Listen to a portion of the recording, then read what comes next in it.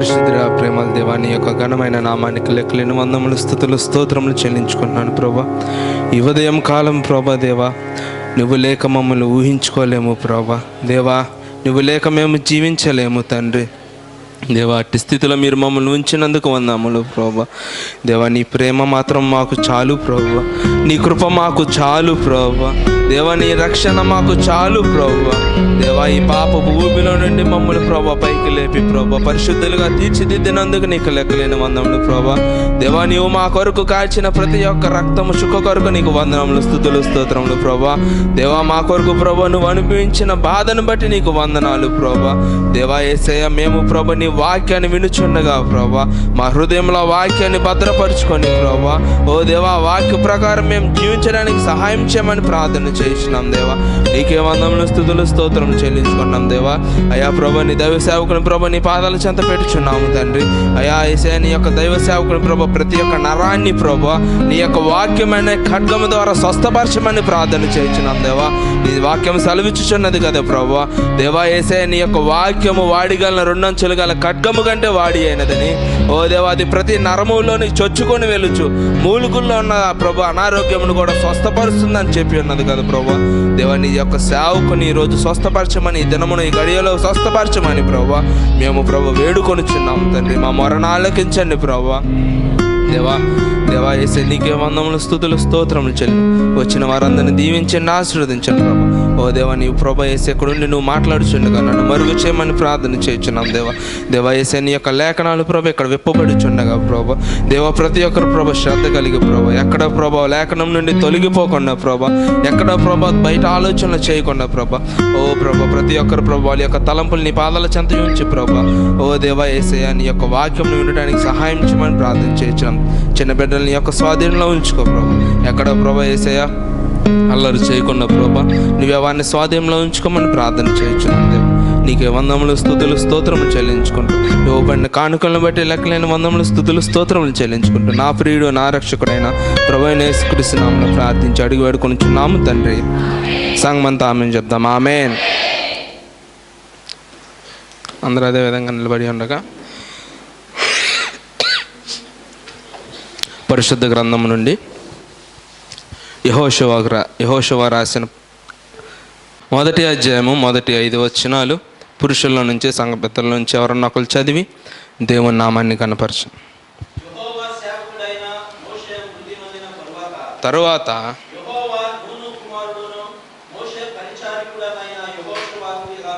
సెలవిచ్చాను,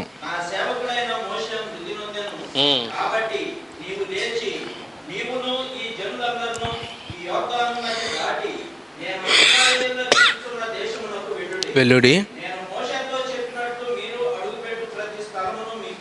ఇచ్చుచున్నాను.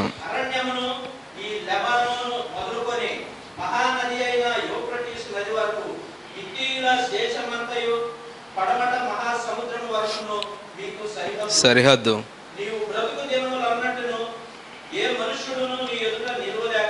ఉండును. ఆమేన్. దయచేసి అందరం కూర్చుందాం. అందరు సంతోషంగా ఉన్నారా? ఆమేన్. మనం దేవుని సన్నిధికి వచ్చేటప్పుడు మన సంతోషానితోనే రావాలి. మన యొక్క దుఃఖము, ఆలోచనలు అవన్నీ కూడా కేటు బయట విడిచిపెట్టి రావాలి. హల్లెలూయా. దైవ సేవకుల గురించి ప్రార్థన చేయండి. నిన్న పొద్దున్న నుంచి అస్వస్థతకు గురయ్యారు. సడన్గా బాడీ పెయిన్స్, ఇంకా జ్వరము, షుగర్ డౌన్ అయిపోయింది, బీపీ డౌన్ అయిపోయింది. కాబట్టి సేవకుల గురించి ప్రార్థన చేయండి. అదేవిధంగా నిన్న పొద్దున సంఘస్థులు వచ్చారు. వచ్చి సేవ చేసినందుకు వారందరికీ నా 2 చేతులెత్తి వందనాలు తెలియజేస్తున్నాను. సేవకుడికి ఒంట్లో బాడినప్పుడు చూడటానికి వచ్చిన వారు చాలా, అంటే అట్లా వచ్చినప్పుడు అనిపించిద్ది మేము ఎప్పుడు ఒంటరి వాళ్ళం కాదు, ఉన్నారు.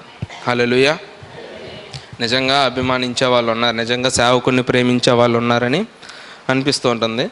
నిజంగా చాలాసేపు యవనస్తులు వచ్చారు. వెన్నెల, శోభత, వీళ్ళందరూ, బుజ్జక్క, శ్రవంతక్క ఇంకా వచ్చారు. వచ్చి డాడీకి మెడనొక్కి, అదేవిధంగా ఏళ్ళు లాగటం, అరికాలు రొద్దటం. ఏమైందంటే ఇక చలి దుప్పటి కప్పేసుకున్నారు. ఫుల్ చలి అన్నమాట.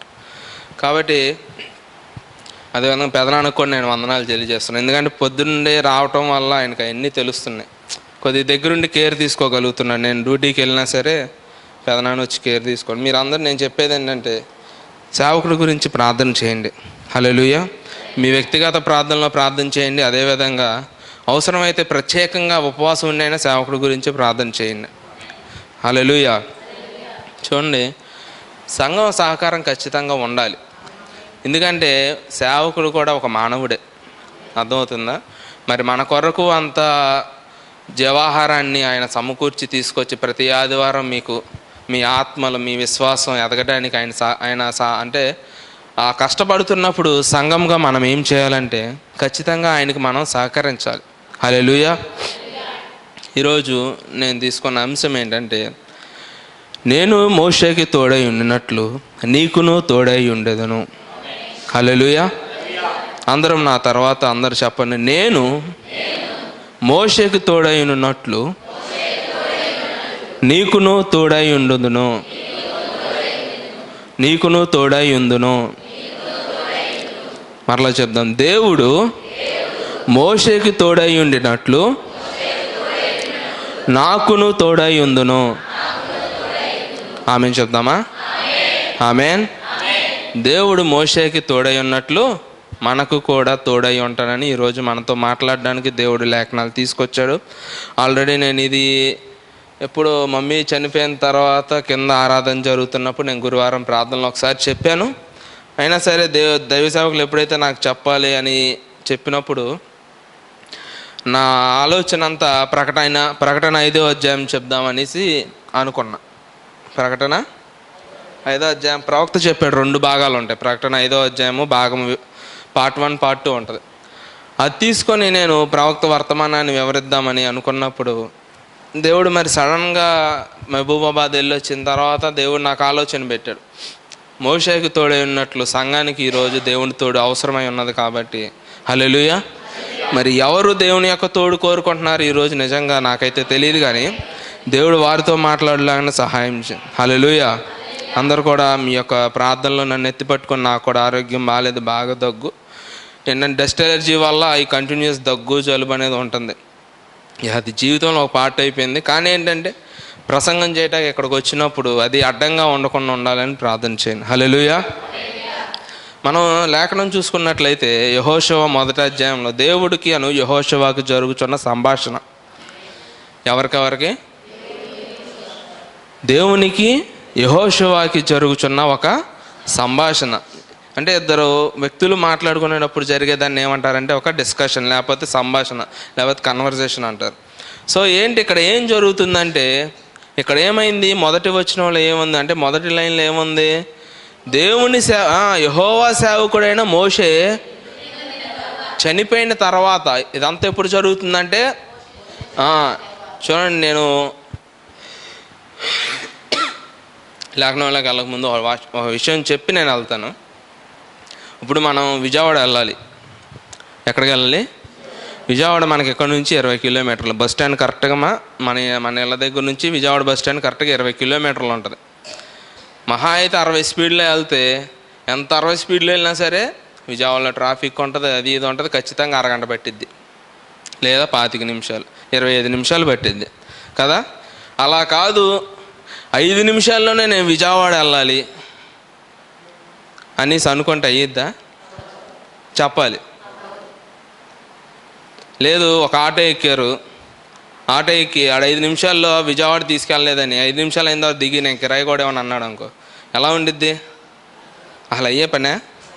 మరి సంఘానికి వచ్చినప్పుడు ఈ టైంలోనే వాక్యం అవ్వాలని మీరు ఎలా చెప్తారు? చెప్పండి. దేవుడు ఎక్కడి నుంచి మాట్లాడుతున్నాడు, అది దాన్ని ఆ డెస్టినేషన్ అదంతా వచ్చే వరకు, అంటే పరిపూర్ణత ఆ వాక్యానికి వచ్చేంత వరకు సమయాలు చూసుకుంటా, ఇసుక్కుంటా, టైం అయిపోయిందని మీరు ఎలా అనుకుంటారు? అంటే మీరు విజయవాడ వెళ్ళాలంటే ఒక లెక్క, వాక్యం దగ్గరకు వచ్చేసరికి దేవుడు ఎంతసేపే మాట్లాడాలని మీరు రూల్ పెడతారా? చెప్పండి. మనం అంత స్థాయి కలిగిన వాళ్ళమా? దేవా నువ్వు నాతో గంట మాట్లాడు, ఈ వారం చాలని చెప్పగలిగిన అంత స్థాయి ఉందా మనకి? మరి అట్లాంటప్పుడు అంటే ఒక ప్రయాణం చేయాల్సి వచ్చినప్పుడే 20 కిలోమీటర్లు అయినా మధ్యలో ట్రాఫిక్ వచ్చి ఒక గంట సేపు బండి అయిపోయినా అలా వెయిట్ చేస్తూ ఉంటాం. ఎందుకని? మనం చేరుకోవాల్సిన గమ్యం చేరుకోవాలి కాబట్టి ఎదురు చూస్తూ ఉంటాం. మరి వాక్యం విషయంలో కొన్నిసార్లు మీకు వివరించే సమయంలో అది లేట్ అవ్వచ్చు, లేదా కొన్నిసార్లు త్వరగానే అయిపోవచ్చు, దేవుడు మాట్లాడేదాన్ని బట్టి. అర్థమవుతుందా? ఇప్పుడు వాక్యం మనకి బైబిల్ అన్ని భాషల్లో ఎందుకు ముద్రించబడింది? ప్రతి ఒక్కరికి అర్థం కావాలని. లేదా అందరం హిబ్రూ నేర్చుకొని హిబ్రూలో చదువుకోవాల్సి వచ్చేది వాక్యం, అవునా? మరి దేవుడు మనకి అనుకూలమైన భాషలో వాక్యాన్ని అందజేసినప్పుడు ఆయన ఉద్దేశం ఏంటి? నా లేఖనము, నా వాక్యం ప్రతి ఒక్కరికి అర్థం అవ్వాలని. మరి దైవ సేవకులు కూడా ఎక్కడ నిలబడి, లేకపోతే నేనైనా, జోజ్ గారైనా, ప్రశాంత్ గారైనా, మ్యాచ్ అన్న కానీ ఎవరైనా సరే, చంటి గారైనా, ఇక్కడ నుండి వాక్యం చెప్పేటప్పుడు ఎంత సమయంలో టైం అయిపోయింది, ఏంటి ఎంతసేపు తీసుకున్నాను అది మీరు అనకూడదు. అన్నారంటే మీరు దేవునికి రిస్ట్రిక్షన్ పెట్టినట్టు. అర్థమవుతుందా? వర్తమాన సంఘాల్లో అసలు సమయం అనేది ఉండదు. మీరు గమనించినట్లయితే బయట ఈ తూర్పుగోదావరి అటు సైడ్ వెళ్తే వర్తమాన సంఘాల్లో అసలు సమయం ఉండదు. సేవకుడు ఎంతసేపు చెప్తే అంతసేపు వింటారు, అది కూడా ఆసక్తితో వింటారు. అర్థమైందా? ఎలా వింటారు? ఎందుకంటే ఆ రోజు దేవుడు ఏం మాట్లాడాలనుకున్నాడు, ఆ వర్తమానం ఏంటి, ఆ వర్తమానం ద్వారా వాళ్ళ జీవితాలకి ఏంటి ఉపయోగం, అది ఆలోచించుకుంటూ ఉంటారే తప్ప గంట అయిపోయింది అది గంట అయిపోయింది ఏంటని. ఇదంతా ఎందుకు చెప్తున్నాను? చాలా పెద్ద వర్తమానం తెచ్చాను నేను. మరి అది ఎప్పుడైతే ఏంటో నిజంగా నాకు తెలియదు. మీరు ఇసుక్కోకూడదండి, ముందర మీ అందరికీ నైస్గా చెప్తున్నా. నిజంగా తెలీదు, నేను అంత వర్తమానం అయిద్దని కూడా తెలీదు. అర్థమవుతుందా? అంత వర్తమానం అయిద్దని కూడా తెలియదు. కానీ దేవుడు ఇచ్చాడు 12 పేజీలు. 12 పేజీలు వర్తమానం అంటే అది మరి నా వివరించడానికి ఎంతసేపు పట్టిద్దో, మీరు ఎంతసేపు ఓపికతో ఉంటారో తెలియదు. సరే, దేవుడి చిత్తం ఏదైతే ఉందో అది జరిగిద్ది. హల్లెలూయా. నేను స్పీడ్గానే చెప్పేస్తాను, అర్థమయ్యే రీతిలోనే చెప్తాను. ఇక్కడ యెహోషువకి దేవునికి జరుగుతున్న ఒక సంభాషణ చూడండి. ఇద్దరు వ్యక్తుల మధ్య జరిగే సంభాషణ కాదు, లేదా ఇద్దరు దేవదూతల మధ్య జరిగే సంభాషణ కాదు. ఇక్కడ ఎవరెవరు జరుగుతుందంటే ఒక ప్రవక్తకి, ఒక దేవునికి జరిగే ఒక సంభాషణ. ఏం చెప్తున్నాడు దేవుడు? ఏనండి, మీకు స్టార్టింగ్ అర్థమవుతేనే మిగిలిందంతా అర్థమైంది. ఏం చెప్తున్నాడు దేవుడు? ఎవరు చచ్చిపోయిన తర్వాత జరుగుతుంది సంభాషణ? మోషే. అర్థమవుతుందా? దేవుడు ఎన్నుకోబడిన, దేవుడు సేవకుడైన మోషే చనిపోయిన తర్వాత జరుగుతున్న సంభాషణ ఏంటంట? మోషే చనిపోయాడు. అయితే మోషే చనిపోకముందే ఏం చేశాడు? నూను కుమారుడైన యెహోషువను నిలబెట్టి ఇశ్రాయేలు అందరితో చెప్తాడు, నా తర్వాత మిమ్మల్ని నడిపించేది ఇతనే అని చెప్పిన తర్వాత దేవుడు ఏమంటాడంటే, నువ్వు మోయాబు ప్రాంతంలో ఉన్న కొండ మీదకి వెళ్ళు, అక్కడ చనిపో అని మోషేకి దేవుడు సెలవు ఇచ్చిన తర్వాత మోషే వీళ్ళందరినీ విడిచిపెట్టి వెళ్ళి అక్కడ చనిపోతాడు. అయితే ఈ సమయంలో మరి యెహోషువకు ధైర్యం కావాలిగా. యెహోషువ ఎంతమందిని నడిపించాలి? ఇప్పుడు ఇక్కడికి వచ్చి వాక్యం చెప్పమంటేనే ఏది మనం 150 మంది 200 100 మందికి చెప్పాలంటేనే నాకు భయం వేసిద్ది, లేదా ఎవరికన్నా సరే భయం వేసిద్ది.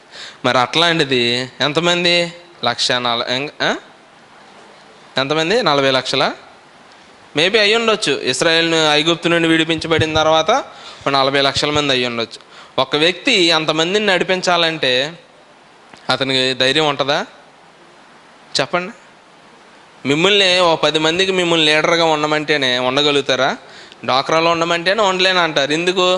వాళ్ళతో మేము ఏగలేం, వీళ్ళతో మేము ఏగలేం అనేసి మన ఆడవాళ్ళని చూసుకుంటే అంతే అంటారు, అవునా? మరి అట్లాంటిది 40 లక్షల మంది, లేదా 10 లక్షల మంది, 5 లక్షలు, అసలు 1000 మందికి లీడర్గా ఉండాలంటేనే చాలా కష్టం. అట్లాంటిది అన్ని లక్షల మందికి ఒక నాయకుడిగా ఉండాలంటే యెహోషువకి ఏం చేయలేని పరిస్థితి అది. అర్థమవుతుందా? యెహోషువకి ఏం చేయలేని పరిస్థితి. అప్పుడు డైరెక్ట్గా దేవుడు వచ్చి యెహోషువతో మాట్లాడుతున్నాడు. ఏమని?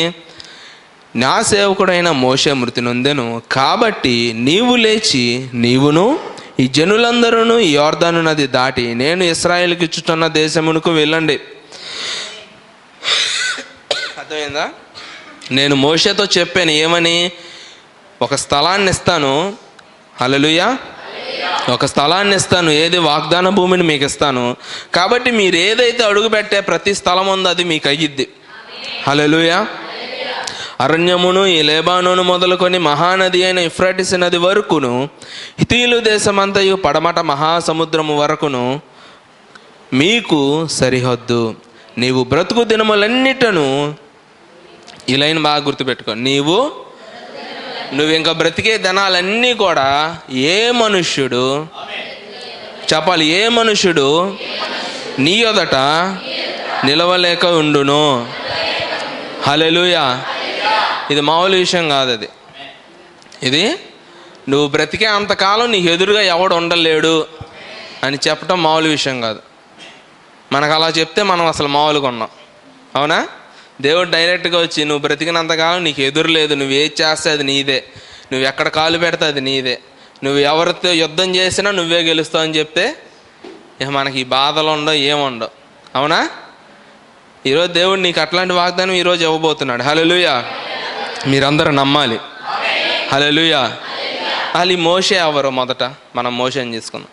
యెహోషువకి ధైర్యం చెప్పేటప్పుడు మోషేనే ఎందుకు తీసుకున్నాడు దేవుడు? అబ్రహాం ఉన్నాడు, ఇస్సాకు ఉన్నాడు, యాకోబు ఉన్నాడు, యోసేపు ఉన్నాడు, వీళ్ళని తీసుకోవచ్చుగా. నోవాహు ఉన్నాడు, లేరా మోషేకు ముందు వీళ్ళందరూ? మహాలేలు ఉన్నాడు, హానోకు ఉన్నాడు. మహాలేలు మామూలు పరిచర్య కాదు, మీరు చదివితే తెలిసిద్ది. మెతూషలది మామూలు పరిచర్య కాదు. నోవాహుకి హానోకి మధ్యలో మెతూషల అంటాడు, వాళ్ళది మామూలు పరిచయం ఉండదు, మీరు చదివితే తెలిసింది. వీళ్ళందరూ ఉన్నారు, వీళ్ళని ఎవరిని తీసుకోలేదే. ఎందుకంటే మెతూషల కూడా అక్కడ చాలామందిని నడిపించాడు. ఆ సమయంలో హానోకు ముందు దేవుణ్ణి వాళ్ళు చాలా తిరస్కరించక ముందు మెతూషల ఏం చేశాడంటే, ఏది హానోకు కుమారుడు ఏం చేశాడు? అనేకమైన జనాన్ని, ఒక జన సమూహానికి ఆయన ఒక లీడర్గా ఉన్నాడు. హల్లెలూయా. మరి అబ్రాహాం తీసుకుంటే ఆయన వెనక కొన్ని వేల పనివాళ్ళు, ఆయన యొక్క ఆస్తి మందలు ఇవన్నీ ఉన్నాయి. వాటన్నిటిని అబ్రహాంను అంటే అబ్రహాం వాళ్ళందరినీ లీడ్ చేశాడు కదా, అవునా? అట్లా చూసుకుంటే యాకోబు ఏ విధంగా చేశాడో చెప్పొచ్చు కదా. మరి మోషేని ఎందుకు తీసుకున్నాడు దేవుడు? మోషే అని గొప్పవాడా? మోషే గురించి మనం ఎన్ని వాక్యాలు విన్నాం. ఆమేన్. ఈరోజు కొత్త కోణంలో నేను తీసుకొని వెళ్తాను. అసలు మోషే అంటే అర్థం ఏంటి? మోషే అనే పేరుకి అర్థం ఏంటి? ఎన్నోసార్లు విన్నారు, చెప్పండి.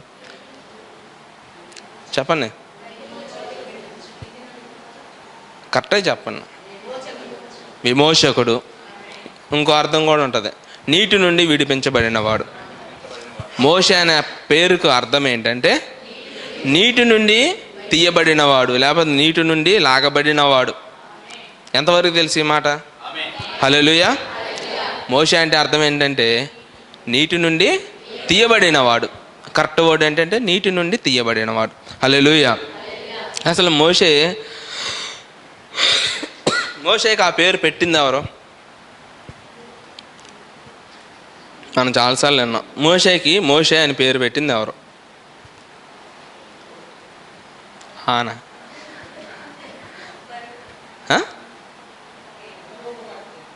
ఫరో కుమార్తె. ఎవరు పెట్టారు? మోషే అంటే పేరు ఏంటంటే నీటి నుంచి తీసినోడు. నీటి నుంచి తీసింది ఎవరు? ఫరో. మరి చెప్పరే, అర్థమవుతుందా? భయపడొద్దండి, నేను సేవకుని కాదు, నేను ఉపదేశకుడు అంటే టీచర్, స్కూల్లో టీచర్ అలాగా నేను అలాగ అనుకోండి. మనం ఏంటంటే నిదానంగా వెళ్దాం, అర్థమయ్యే రీతిలో వెళ్దాం, కానీ ఒక రోజులో నవ్వు చేసుకుందాం. మళ్ళీ నాకు అవకాశం ఎప్పుడు వచ్చిందో తెలియదు. కాబట్టి మోషేకి పేరు పెట్టింది ఎవరంటే ఫరో కుమార్తె. హల్లెలూయా. ఆమె పేరు ఎవరికన్నా తెలుసా? ఫరో కుమార్తె పేరు బిథియా. ఏం పేరు? బిథియా. బిథియా అనే అర్థం అంటే హీబ్రూలో ఏం పేరు అంటే, బిట్ అంటే కుమార్తె, యా అంటే యావేలో సగం యా అంటే యెహోవా యొక్క కుమార్తె అని అర్థం. ఏం పేరు? యెహోవా యొక్క కుమార్తె అనే పేరు గల అర్థమే బిథియా. మోషేకి కూడా హెబ్రూలో చూసుకుంటే మోషేనే ఉంటుంది, మన ఇంగ్లీష్లో వచ్చేసరికి మోజెస్ అని ఉంటుంది. మీరు గూగుల్లో చూసుకోండి. హెబ్రూలో వచ్చేసరికి ఆయన పేరు మోషేనే. మన ఇంగ్లీష్లో ట్రాన్స్లేట్ అయ్యేసరికి దాన్ని మోజెస్ కింద మార్చారు. మళ్ళీ తెలుగులో దాన్ని హెబ్రూ పదమే పెట్టారు, మోషే అని. అర్థమవుతుందా? కాబట్టి ఈ ఫరో కుమార్తె మోషేకి పేరు పెట్టింది అన్నమాట. హల్లెలూయా. మనం మోషే యొక్క కుటుంబాన్ని చూసుకుంటే ఎవరు తండ్రి? ఎవరు? అమరాము, తల్లి ఎకేబేదు. తండ్రి పేరేంటి? అమరాము. తల్లి పేరు ఎకోబేదు. అదేవిధంగా మోషేకి తోబుట్లు ఉన్నారు. మోషేకి ఎవరున్నారు? అక్క పేరేంటి? మొదట పుట్టింది ఎవరంటే అక్క. రెండవది అహరోను. హల్లెలూయా. మిరియాము, దేవుడు అంట మిరియామ్ని ఒక ప్రవక్తిని కింద ఆ రోజుల్లోనే. ప్రవక్తిని అంటే ఆమె ఒక్కసారే ప్రవచించింది, ఎక్కువసార్లు ఏం ప్రవచించాల, ఒక్కసారే ప్రవచించింది. తర్వాత అహరోన్ని దేవుడు మోషేకి సహాయకుడిగా నిలబెట్టాడు. ఇందాక జోజు గారు చెప్పారు, నేను నత్తివాణ్ణి ప్రభు, నా వల్లదవ ప్రభు అంటే, నీ అన్న లేడా, నీ అన్నయ్య లేడా, సహోదరుడు లేడా, అతను నీకు తోడుగా ఇస్తాను, నేను నీకు నోటిగా ఉంటాడు, నీకు సహాయకర్తగా ఉంటాడు అనేసి ఇస్తాడు. నా క్వశ్చన్ ఏంటంటే, మోషే ఆ సమయంలో ఎందుకు జన్మించాడు? అంటే నువ్వు నేను మామూలుగా ఎట్లాగా పుట్టినట్టే పుట్టించాడా, లేకపోతే ఆయన ఏమన్నా కారక జన్ముడా?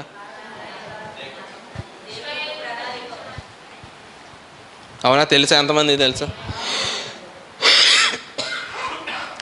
ఇప్పుడు మనం పుడతామని ఏమన్నా ముందల ఏమన్నా ప్రవచనాలు కానీ దర్శనాలు కానీ ఎవరికన్నా వచ్చినాయా?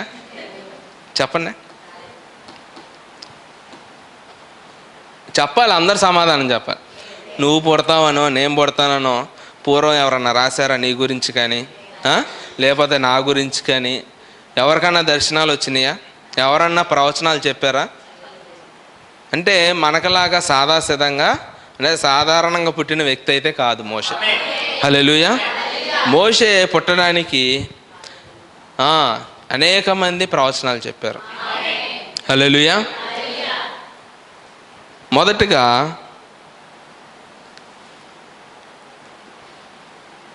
దానిలోకి వెళ్ళకముందు నేను మీకు ఇంకోటి చెప్తాను. అంటే ఆ సమయంలోనే ఎందుకు పుట్టాడు, ఎవరు ప్రవచించారు, ఎటువంటి సమయంలో పుట్టాడు మోషే?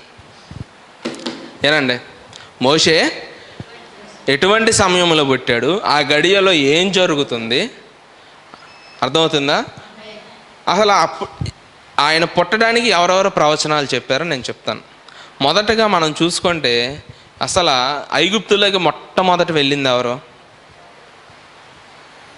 ఐగుప్తులోకి మొట్టమొదట ఈ ఇశ్రాయేల్ తరపు నుంచి వెళ్ళింది ఎవరు? చెప్పండి. యోసేపు. యోసేపు వెళ్ళిన తర్వాత దేవుడు యోసేపుకు తోడై ఉన్నాడు కాబట్టి దేవుడు యోసేపుని అంచెలంచెలుగా ఎదిగించి చివరికి ఫరో అంటాడు, యోసేపు సింహాసనం ఒక్క విషయంలోనే నేను నీకంటే పైన. ఏంటి? సింహాసనం ఒక్క విషయంలోనే నేను నీకంటే కొంచెం పైన, ఇక మిగిలిందంతా నువ్వే. అంటే దాని అర్థం ఏంటంటే ఆ సింహాసనం మీద ఎవడో ఒకడు కూర్చోవాలి కాబట్టి అది నేను కూర్చుంటా. అర్థమైందా? సింహాసనం మీద ఒకడు కూర్చోవాలి కాబట్టి నేను కూర్చుంటా. పెత్తనం కానీ రాజ్య పరిపాలన కానీ అంటే ఒక ఆజ్ఞ ఇవ్వాలన్నది మొత్తం నీకని ఏం చేశాడు, ఆయనకున్న రాజముద్రను తీసి యోసేపుకు తొడిగేశాడు. అటువంటి స్థితిలోకి వెళ్ళిన యోసేపు తెలుసు, మనం మీరు ఎక్కడ కదా అక్కడ చెప్పారు ఏంటి, కరువు ప్రాంతం వచ్చినప్పుడు, కరువు సమయం వచ్చినప్పుడు ఏమైంది, ఐగుప్తులోకి అందరూ వస్తారు అన్నదమ్ములు. వచ్చిన తర్వాత ఈ ధాన్యం ఇవన్నీ తీసుకోవటం, యోసేపు పరిచయం అవటం, ఇదంతా జరిగిన తర్వాత చివరికి యాకోబును కూడా ఐగుప్తుకు నడిపిస్తారు. దేవుడు చెప్తాడు, యాకోబు నువ్వు భయపడవద్దు, నువ్వు ధైర్యంగా తెచ్చుకొని ఐగుప్తులోకి వెళ్ళు, ఎందుకంటే నేను నీకు తోడై ఉంటాను, నీకు ఇచ్చిన వాగ్దాన్ని నేనైతే ఎప్పుడు విడిచిపెట్టను అని యాకోబుకి దేవుడు చెప్పడం వల్ల యాకోబు అప్పుడు వెళ్తాడు ఐగుప్తుకి. అంతేగాని వెంటనే పిలవగానే వెళ్ళడు. ఎందుకని? అసలు దేవుడు అబ్రహాంకి ఇచ్చిన వాగ్దానం ఏంటి? ఒక దేశం ఉంది, వాగ్దాన భూమి ఉంది, మీ అందరూ అక్కడికి వెళ్తారు వాగ్దాన భూమిలోకి. మరి ఇక్కడ ఐగుప్తు ఎక్కడ నడిపించబడుతున్నాడు? ఒక అన్య దేశంలోకి నడిపించబడుతున్నాడు, ఐగుప్తులోకి. మరి ఐగుప్తుకు నడిపించబడినప్పుడు యాకోబుకి భయం ఏదా? వేసిద్దా కదా. మరి అట్లాంటి సమయంలో యాకోబు దేవుడి దగ్గరికి వెళ్ళినప్పుడు దేవుడు ధైర్యాన్ని ఇస్తాడు. వేడవుతుంది. యాకోబుకి దేవుడు ధైర్యాన్ని ఇస్తాడు. ఇచ్చినప్పుడు యాకోబు వెళ్తాడు అన్నమాట, ఐగుప్తుకి వెళ్తాడు.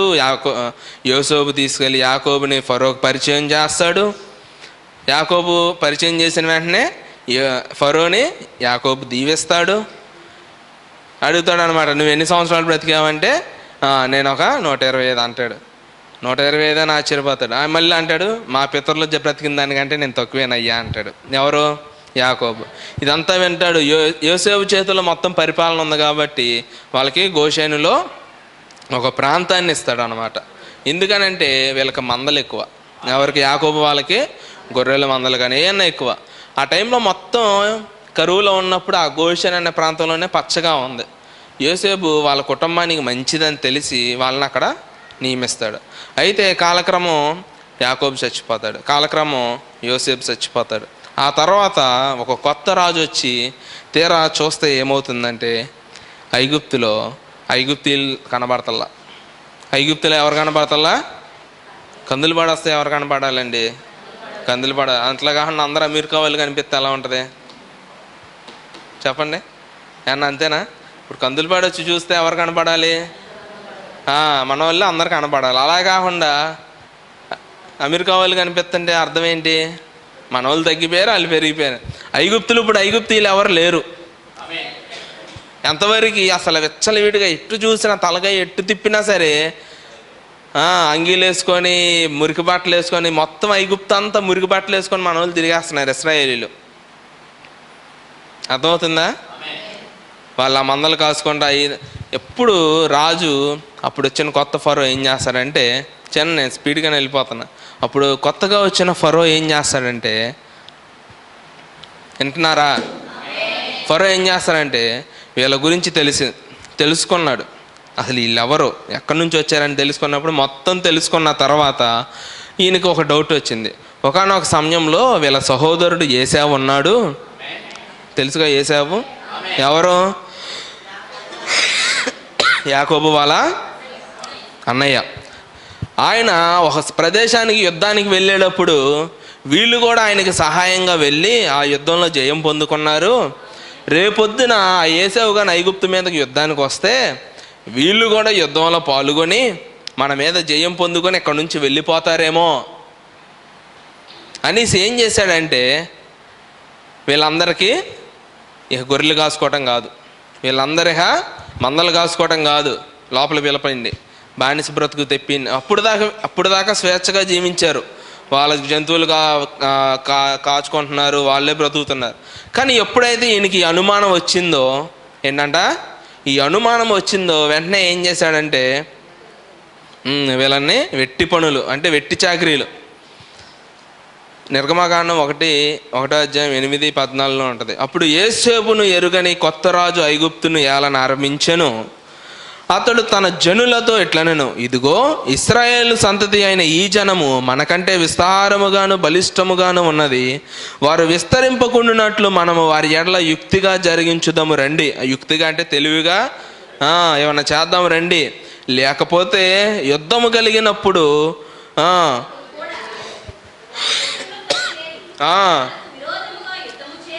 దేశము నుండి వెళ్ళిపోదురేమో అనేను.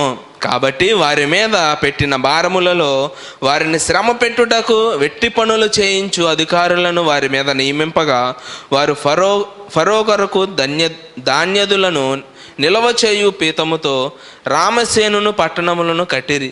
అయినను ఐగుప్తీయులు వారిని శ్రమ పెట్టిన కొలది వారు విస్తరించి ప్రబలి కనుక వారు ఇశ్రాయేలు ఎడల అసహ్యపడిరి. ఇశ్రాయేలు చేత ఐగుప్తీయులు కఠినంగా సేవ చేయించుకునిరి. వారు ఇశ్రాయేలు చేత చేయించుకున్న ప్రతి పనియు కఠినముగా ఉండెను. వారు జిగట మంటి పనిలోను ఇటుకల పనిలోను పొలములో చేయు ప్రతి పనిలోను కఠిన సేవ చేయించి వారి ప్రాణములను విసకించిరి. ఈ రాజు చేసిన యుక్తి ప్రణాళిక. అప్పుడు దాకా వాళ్ళ మందలను వాళ్ళు కాసుకుంటున్నారు, వాళ్ళ జీవితాలు వాళ్ళు బ్రతికేస్తున్నారు. తీరా చూస్తే ఏమవుతుందంటే దేవుడు ఇచ్చిన వాగ్దానాన్ని బట్టే వీళ్ళు ఇలాగ విస్తారంగా అయిపోతున్నారు. అంటే ఒక్కొక్కరికి 10 మంది 20 మంది పిల్లలు విచ్చలవిడిగా వాళ్ళకి పిల్లలు పుట్టేస్తున్నారు. ఏనండి, వాళ్ళకి విచ్చలవిడిగా పిల్లలు పుట్టేస్తున్నారంట. ఈ విచ్చలవిడిగా పిల్లలు పుట్టేసేటప్పుడు ఈ రాజు వచ్చినప్పుడు ఇతనికి భయం వేసింది. ఎందుకంటే ఐగుప్తుల కంటే ఇశ్రాయేలు బలవంతులుగా ఉన్నారంట. ఐగుప్తీయుల కంటే ఇశ్రాయేలీలు బలవంతులుగా కనిపించటం వలన వీళ్ళని ఎలా కాదు, వీళ్ళతో వెట్టి చాకరీ అంటే అసలు అవసరం లేకపోయినా చేపించేది వెట్టి చాకరీ. అర్థమైందా? అవసరం ఉండి చేపించేదాన్ని పని అంటారు, లేదా చాకరీ. వెట్టి చాకరీ అంటే ఏంటి? అసలు అవసరం లేదు, అసలు వాళ్ళతో ఆ పని చేయాల్సిన అవసరం లేదు. అయినా సరే వాళ్ళు ఏం చేశారు, తీసుకొచ్చి ఇటుక పనుల్లోనూ జిగటమన్ను పనుల్లోనూ, అదేవిధంగా పొలాల్లో కూడా పనిచేసే విధంగా వాళ్ళతో ఏం చేశారంటే వాళ్ళ ప్రాణాలని విసిగించారంట. ఇదంతా దేవుని ప్రణాళిక ప్రకారం జరుగుతున్నదే. హల్లెలూయా. ఇదంతా కూడా ఆయన యొక్క ప్రణాళిక ప్రకారం జరుగుతున్నదే. ఇశ్రాయేలు అందరూ నిదానంగా వాళ్ళకి తెలియకుండానే ఐగుప్తుల కిందకి వెళ్ళిపోయారు, బానిసల కింద. దాని తర్వాత మరి ఐగుప్తు రాజు షిఫ్రా పూయాను హెబ్రీల మంత్రసానులతో మాట్లాడి, మీరు హెబ్రీ స్త్రీలకు మంత్రసానిని చేయించు పని చేయించు వారిని కాన్పు పెట్టెల మీద చూసినప్పుడు మగవాడైన వాడిని చంపుడి, ఆడదైన దాన్ని బ్రతకనీయుడని వారితో చెప్పాను. అయితే ఆ మంత్రసానులు దేవునికి భయపడి ఐగుప్తు రాజును తమ ఆజ్ఞాపించినట్లు చేయక మగపిల్లలను బ్రతకనియ్యగా, ఐగుప్తు రాజు ఆ మంత్రసానులు పిలిపించి, మీరెందుకు మగపిల్లలను బ్రతకనిచ్చిరి?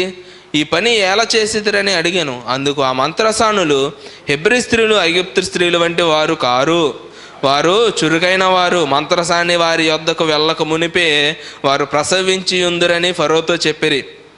దేవుడు ఆ మంత్రసానులకు మేలు చేసెను, ఆ జనము విస్తరించి మిక్కిలి ప్రబలెను. ఆ మంత్రసానులు దేవునికి భయపడినందున ఆయన వారికి వంశాభివృద్ధి కలుగ చేసెను. అయితే ఫరో, హెబ్రీలలో పుట్టిన ప్రతి కుమారుని నదిలో పారవేయుడి, ప్రతి కుమార్తెను బ్రతకనీయుడి అని తన జనులందరికీ ఆజ్ఞాపించెను. చూసారా ఎంత యుక్తి, ఎంత ఆజ్ఞ అంటే ఎటువంటి ఆజ్ఞలను ఇస్తున్నాడు చూసారా? ఇశ్రాయేల్ మీదకి ఎటువంటి తెగులు వస్తుందో గమనించారా?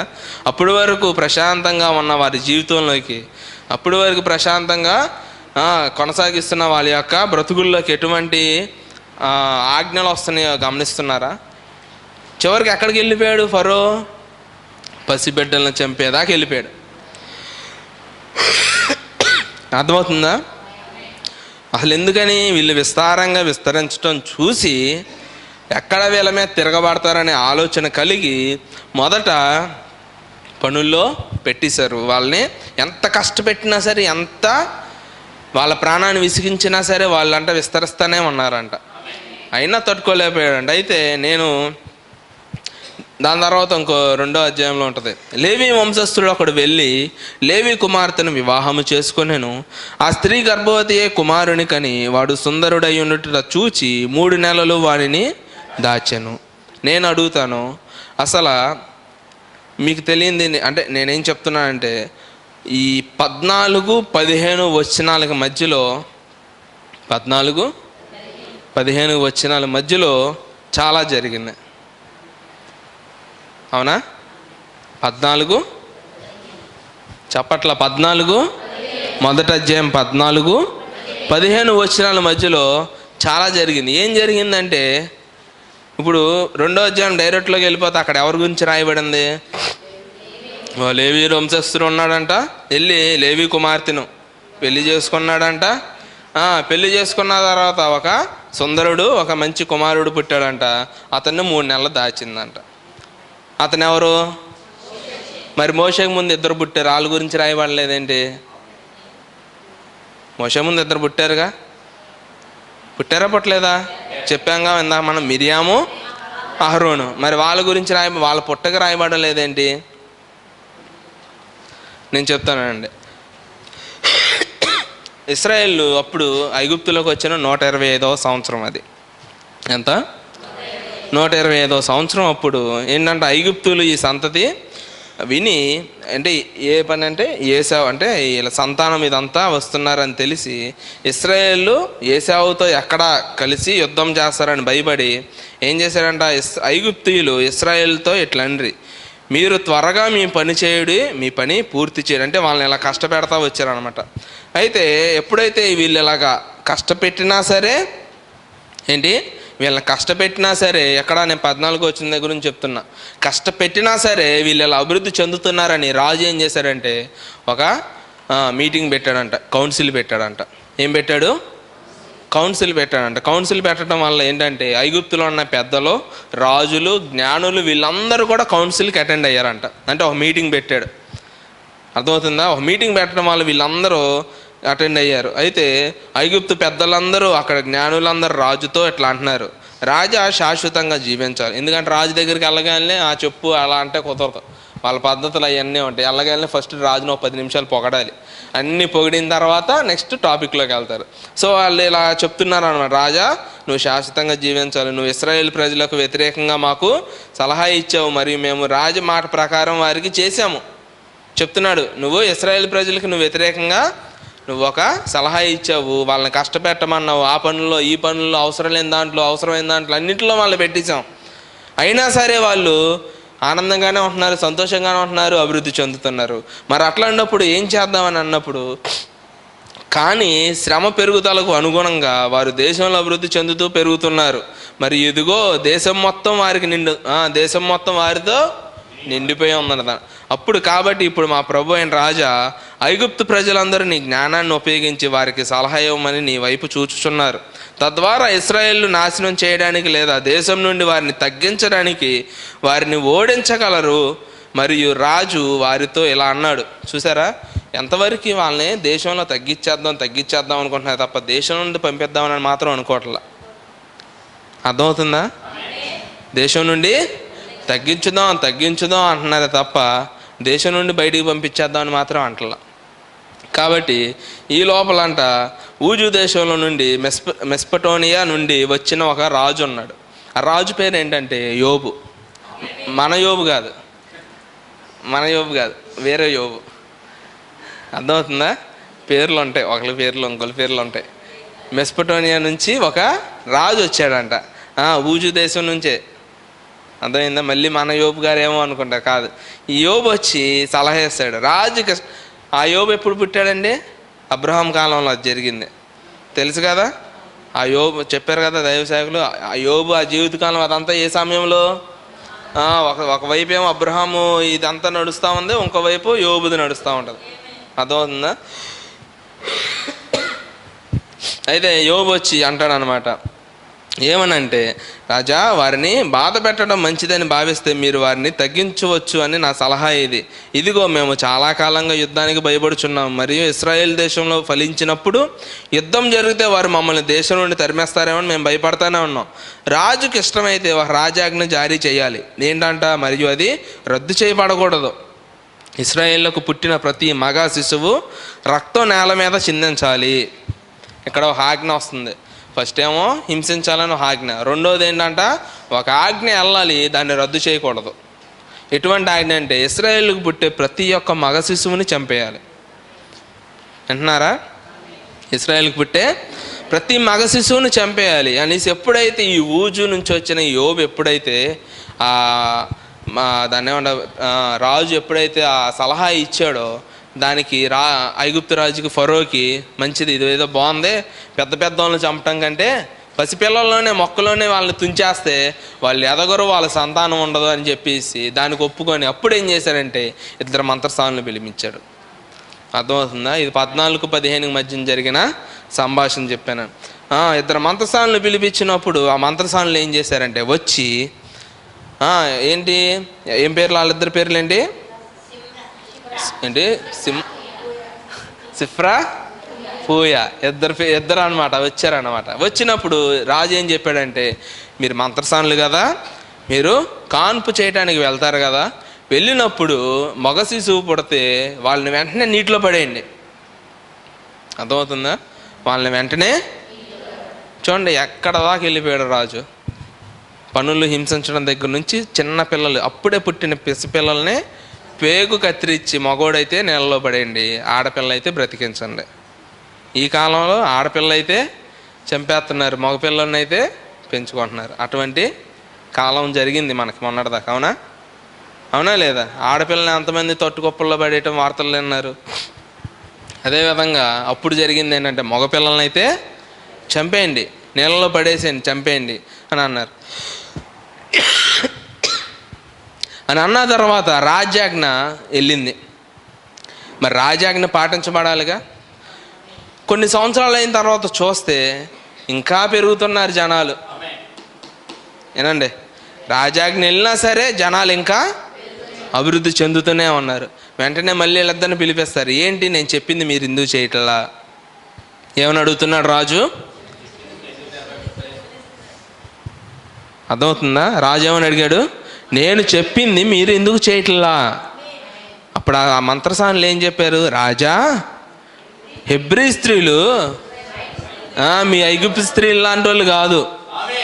హెబ్రీ స్త్రీలు మీ ఐగుప్తు స్త్రీలు లాంటి వాళ్ళు కాదు, అంత బలహీనులు కాదు. వాళ్ళు చాలా చురుకైన వాళ్ళు. వాళ్ళకి మంత్రసానులతో పని ఉండదు. వాళ్ళంతటా వాళ్ళే కంటున్నారు, వాళ్ళే అన్నీ చేసుకుంటున్నారు. మేము వెళ్ళకముందే వాళ్ళు కనేస్తున్నారు. చూసారా వాళ్ళు ఎంత అంటే హెబ్రీ స్త్రీలు ఎంత కట్టిన అంటే ఎంత చురుకైన వాళ్ళు. దాని తర్వాత ఇంకోటి ఉంటుంది, వేరే జరిగిద్ది. మరి పుట్టిన పిల్లలు ఏమయ్యారంటే అది వేరేది ఉంటుంది. అది ఇప్పుడు అది మనకు అది కాదు. వీళ్ళు ఏం చేస్తున్నారు? ఇక్కడ పుట్టిన పిల్లల్ని చంపేయమంటే హెబ్రీ స్త్రీలు అంటే వాళ్ళే కానుపులు చేసుకొని పిల్లల్ని దాచేస్తున్నారంట. అదే సమయంలో అమ్రాము అనే ఒక లేవీయుడు ఉన్నాడు. అతనంట ఇశ్రాయేలు కుమారుడైన, ఇశ్రాయేల్ అంటే ఎవరు? యాకోబు కుమారుడైన లేవి కుమార్తెను పెళ్లి చేసుకున్నాడు. యాకోబు కుమారుడు లేవి తెలుసు కదా, అతని కుమార్తెని పెళ్లి చేసుకున్నాడు. ఏంటంట పెళ్లి చేసుకున్నప్పుడు ఏం పేరు? యోకేబేదును, ఎకేబేదు వివాహం చేసుకున్నాడు. వివాహం చేసుకున్నప్పుడు ఆమె వయసు 135 సంవత్సరాలు. ఆమె వయసు అంతా 135 సంవత్సరాలు. అట్లాంటిది ఆమెను పెళ్లి చేసుకొని ఏం చేశాడంట? మొదట ఒక ఆడపిల్లని కన్నాడు. ఆమె పేరు మిరియాము. ఏం పేరు? మిరియాము తర్వాత మరలా ఆమె గర్భవతి కుమారుణ్ణి కనింది. ఆయన పేరు ఏంటంటే అహరోను. ఏంటి? అహరోను. ఇదంతా జరుగుతున్నా చేస్తున్నారని ఇళ్లలోకి వెళ్ళి పిల్లలందరినీ తీసుకొని చంపేమన్నాడు. మళ్ళీ ఆ సమయంలో కూడా పిల్లల్ని దాచేశారు. ఆ టైంలో చాలామంది కూడా హెబ్రీలు వాళ్ళ యొక్క భార్యల్ని విడిచిపెట్టేశారు. ఏం చేశారు? వాళ్ళ యొక్క భార్యల్ని విడిచిపెట్టేశారు. కొంతమంది కలిసే ఉన్నారు. కలిసి ఉన్న వారికి పిల్లలు పుడతానే ఉన్నారు, వాళ్ళ పుట్టిన పిల్లల్ని దాస్తానే ఉన్నారు. ఏనండి జాగ్రత్తగా. కానీ అదే సమయంలో అమరాము కూడా ఎకేబేదుని వదిలేశాడు. ఏం చేశాడు? ఆయన యొక్క భార్యని వదిలేశాడు. ఎందుకని? కలిసి ఉండటం వల్ల పిల్లలు పుట్టేస్తున్నారు. వీళ్ళకి పిల్లలు పుడితే చంపేస్తున్నారు, ఇళ్ళలోకి వచ్చి మరీ చంపేస్తున్నారు. అట్లాంటప్పుడు ఏం చేశాడంటే ఆమెను దూరంగా పెట్టేశాడు. ఆ సమయంలో మిరియాము లేచి ప్రవచనం చెప్పిద్ది. ఏమనంటే నాకు మొదటి ప్రవచనం మిరియాము ఏమని ప్రవచనం చెప్పిద్దంటే, నా తండ్రికి నా తల్లికి ఒక కుమారుడు పుడతాడు, అతడు మనల్ని ఈ దేశం నుండి విడిపిస్తాడు అని యెహోవా ఇలాగూ సెలవిచ్చుచున్నాడని చెప్పిద్ది. హల్లెలూయా. ఇది ఎప్పుడైతే విన్నాడు అమరాము, వెంటనే తన భార్యను తెచ్చుకొని ఆమెతో కాపురం చేసి పిల్లోని కంటాడు. మోషే 7 నెలలు నిండిన తర్వాత అంటే 8వ నెల రాగానే పుడతాడనమాట మోషే. హల్లెలూయా. మోషే 8వ నెల రాగానే పుడతాడు. అట్లాంటప్పుడు మోషే అంట చూడండి, ప్రవక్తలు పుట్టినప్పుడు కొన్ని అద్భుతాలు జరుగుతాయి, ప్రవక్తలు పుట్టినప్పుడు కొన్ని సూచక్రియలు జరుగుతాయి. మోషే ఎప్పుడైతే పుట్టాడో ఆ ఇంటిలో గొప్ప వెలుగు వచ్చిందంట. ఆ ఇంట్లో ఏమొచ్చింది? మోషే ఎప్పుడైతే జన్మించాడో ఆ ఇల్లంతా సూర్యచంద్రులంత వెలుగుతో నిండిపోయిందంట. హల్లెలూయా. ఆ సమయంలో మోషే చాలా సుందరుడిగా అందంగా కనిపించడం వల్ల 3 నెలలు ఆ తల్లి ఏం చేసిందంటే, మనం 2వ అధ్యాయం చూసుకుంటే 3 నెలలు దాచింది. ఎట్లా దాచిందంటే, ఇల్లు ఉంటుందో ఇంటి లోపల ఇంకో రూమ్ కట్టి, అంటే ఇల్లు ఉందంటే ఇంటి కిందో లేకపోతే ఇంటి లోపల ఒక రూమ్ కట్టి 3 నెలలు దాచిందంట. మరి రాజుకు డౌట్ వచ్చింది, పిల్లలు పుడుతున్నారు కనిపించట్లా. ఏమవుతుంది? పిల్లలు పుడుతున్నారు కానీ కనిపించట్లా. అయితే ఏం చేశాడు? ఐగుప్తు స్త్రీలను పిలిచాడు. ఈసారి మంత్రసాలను కూడా పిలవాల. వాళ్ళని నమ్ముకుంటే, హెబ్రీల్ని నమ్ముకుంటే పని అవ్వట్లేదు, మనోళ్ళని పిలిపిండండి. ఐగుప్తు స్త్రీలని పిలిపించాడు.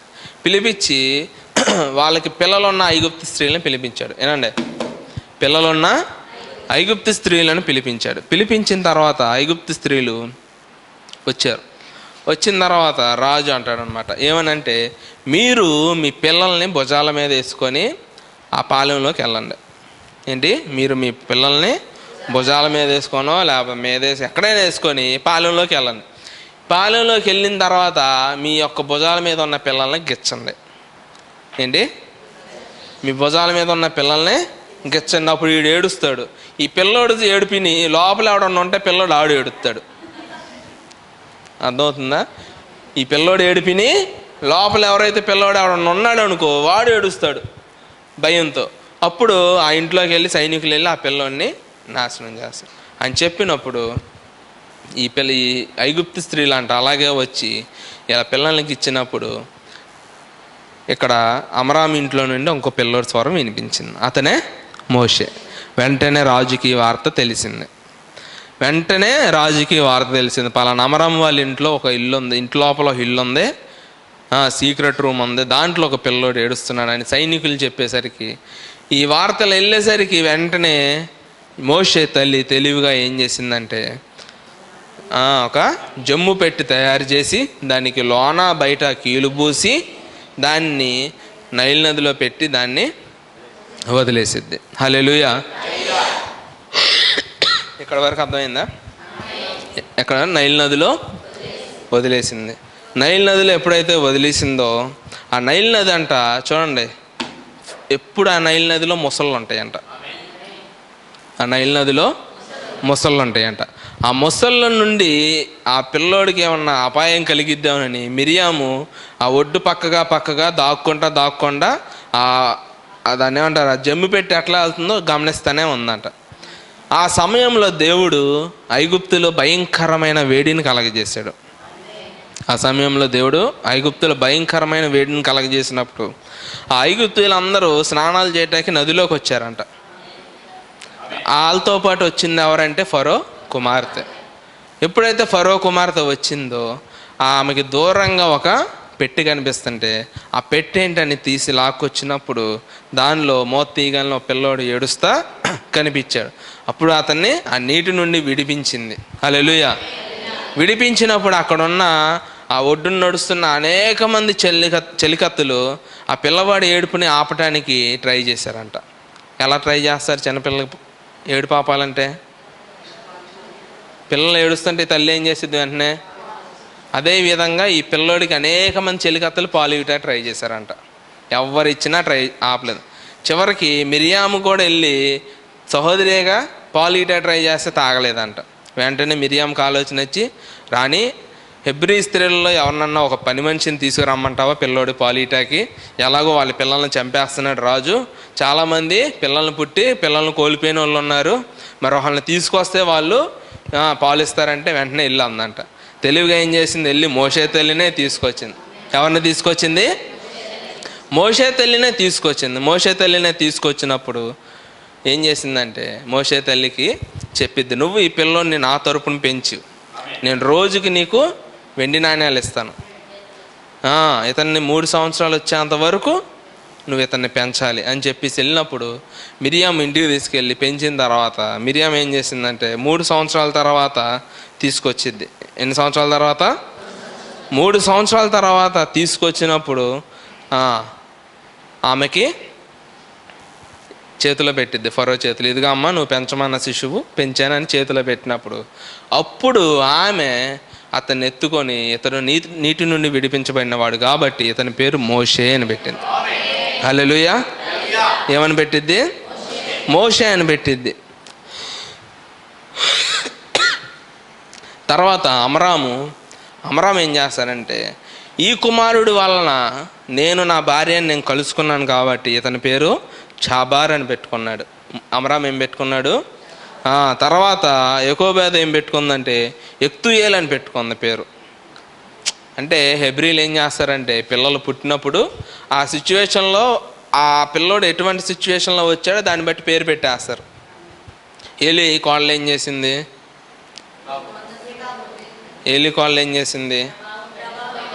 ప్రభావం వెళ్ళిపోయింది కదా, సిచ్యువేషన్ అడుగుతున్నా. ఏం చేసింది అక్కడ? మందసం వీళ్ళ చేతిలో నుంచి జారిపోయింది. ఆ బాధలో ఏడుస్తున్నప్పుడు పిల్లోడిని కనింది. సిచ్యువేషన్ మీరు గమనించండి. ఆ బాధలో ఉన్నప్పుడు ఆ నొప్పులు వచ్చేసి పిల్లోని కనేసింది. అప్పుడు ఆమె ఏమని ఏడుస్తుంది, అయ్యో మా నుండి ప్రభావం వెళ్ళిపోయింది, దేవుని యొక్క మహిమ వెళ్ళిపోయింది అని ఏడుస్తున్నప్పుడు పుట్టినోడు ఎవడంటే ఎకాబోదు. వెంటనే ఆడికి ఏం పెట్టిందంటే ఎకాబోదు అంటే ప్రభావము వెళ్ళిపోయింది, మా దగ్గర నుంచి వెళ్ళిపోయింది, దాని గుర్తు. అట్లా టైంలో ఈడు పుట్టాడు కాబట్టి ఈడి పేరు ఎకాబోదు. అట్లాగే మోషే నీటి నుంచి ఆమె తీసింది కాబట్టి ఆయనకి మోషే అని పేరు పెట్టారు. అమరాముకి ఒక ఎక్స్పీరియన్స్ ఏంటంటే ఆయన వెళ్ళి వాళ్ళ భార్యని విడిచిపెట్టిన భార్యని మరలా కలుసుకున్నాడు కాబట్టి ఆయన ఒక పేరు పెట్టుకున్నాడు. ఆమె తల్లి నేను దేవుని కొరకు ఎదురు చూస్తున్నాను, ఒక రక్షకుడి కొరకు ఎదురు చూస్తున్నాడు కాబట్టి ఏమేం పెట్టుకుందంటే యొక్తేయేలని పెట్టుకుంది. అదేవిధంగా ఇశ్రాయేల్ అందరూ కూడా అతనికి షాలేం అంటే ఇశ్రాయేల్ అందరూ కూడా ఆయనకి షమ్మయ అని పేరు పెట్టుకున్నారు. అంటే వాళ్ళ యొక్క రక్షకుడి కొరకు ఎదురు చూస్తున్నారు కాబట్టి ఆ సమయంలో ఆయన జన్మించాడు కాబట్టి ఇశ్రాయేల్ అందరూ కూడా షమ్మయ అని పేరు. అంటే మోషేకి ఇంకా ఉన్నాయి, నేను రాయలా. వాళ్ళ చెల్లి ఒక పేరు, వాళ్ళ అక్క ఒక పేరు పెట్టిద్ది, వాళ్ళ అన్నయ్య ఒక పేరు పెడతాడు, వాళ్ళ పెదనాన్న ఒక పేరు పెడతాడు. అంటే వాళ్ళకున్న ఆ సమయంలో ఒక పేరు పెట్టేస్తారు వాళ్ళు. అర్థమవుతుందా? సో చివరిగా ఫరో కుమార్తె దగ్గర ఆయన పెరిగాడు కాబట్టి ఆయన పేరు మోషే అని మన బైబిల్లో మొత్తం అది ఎక్కువ ప్రచురింపండి. హల్లెలూయా. అయితే మరి మనం ఇందా చెప్పుకున్నట్టు మోషే కారక జన్ముడనే మాట్లాడుకున్నాం.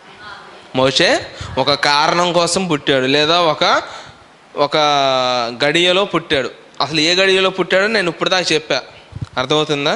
అసలు అప్పుడే ఎందుకు పుట్టాడంటే ఆ టైంలో ఇశ్రాయేల్కి ఇలా కష్టం వచ్చింది, ఇట్లాంటి టైంలో పుట్టాడు. మరి అట్లాంటి ఆయన పుట్టడానికి ఏమన్నా ఆధారాలు ఉన్నాయి, ఆయన గురించి ఏమైనా ప్రవచనాలు ఉన్నాయంటే మొట్టమొదటి ప్రవచనం తీయొద్దు కానీ ఆదికాండం 15, 13, 14లో దేవుడి చేత చెప్పబడిన మొదటి వాగ్దానం, మొదటి ప్రవచనం ఏంటంటే నీ సంతతి వారు తమది కాని పరదేశమందు నివసించి ఆ దేశపు వారికి దాసులుగా నుందురు, వారు 400 ఏండ్లు వారిని శ్రమ పెట్టుదురు, వీరు ఎవరికి దాసులవుదురో ఆ జనమునకే నేనే తీర్పు తీర్చును, తరువాత వారు మిక్కిలి ఆస్తితో బయలుదేరి వచ్చేదారు. హల్లెలూయా. మొట్టమొదటి ప్రవచనం మోషే గురించి ఎవరు చెప్పారు అంటే డైరెక్ట్గా సర్వశక్తుడైన దేవుడే మోషే గురించి ఒక చెప్పాలి. మొట్టమొదటిగా ఆయన గురించి ప్రవచనం చెప్పింది ఎవరు? దేవుడే ఆయన గురించి ప్రవచనం చెప్పాడు. హల్లెలూయా. రెండవది అబ్రహాము కుమారుడైన యాకోబు. ఆయన చనిపోయేటప్పుడు మీకు తెలుసా, యాకోబు చనిపోకముందే ఆ వంశావళిలోకి యోసేపు కుమారులను ఇద్దరిని తీసేసుకుంటాడు. తెలుసా?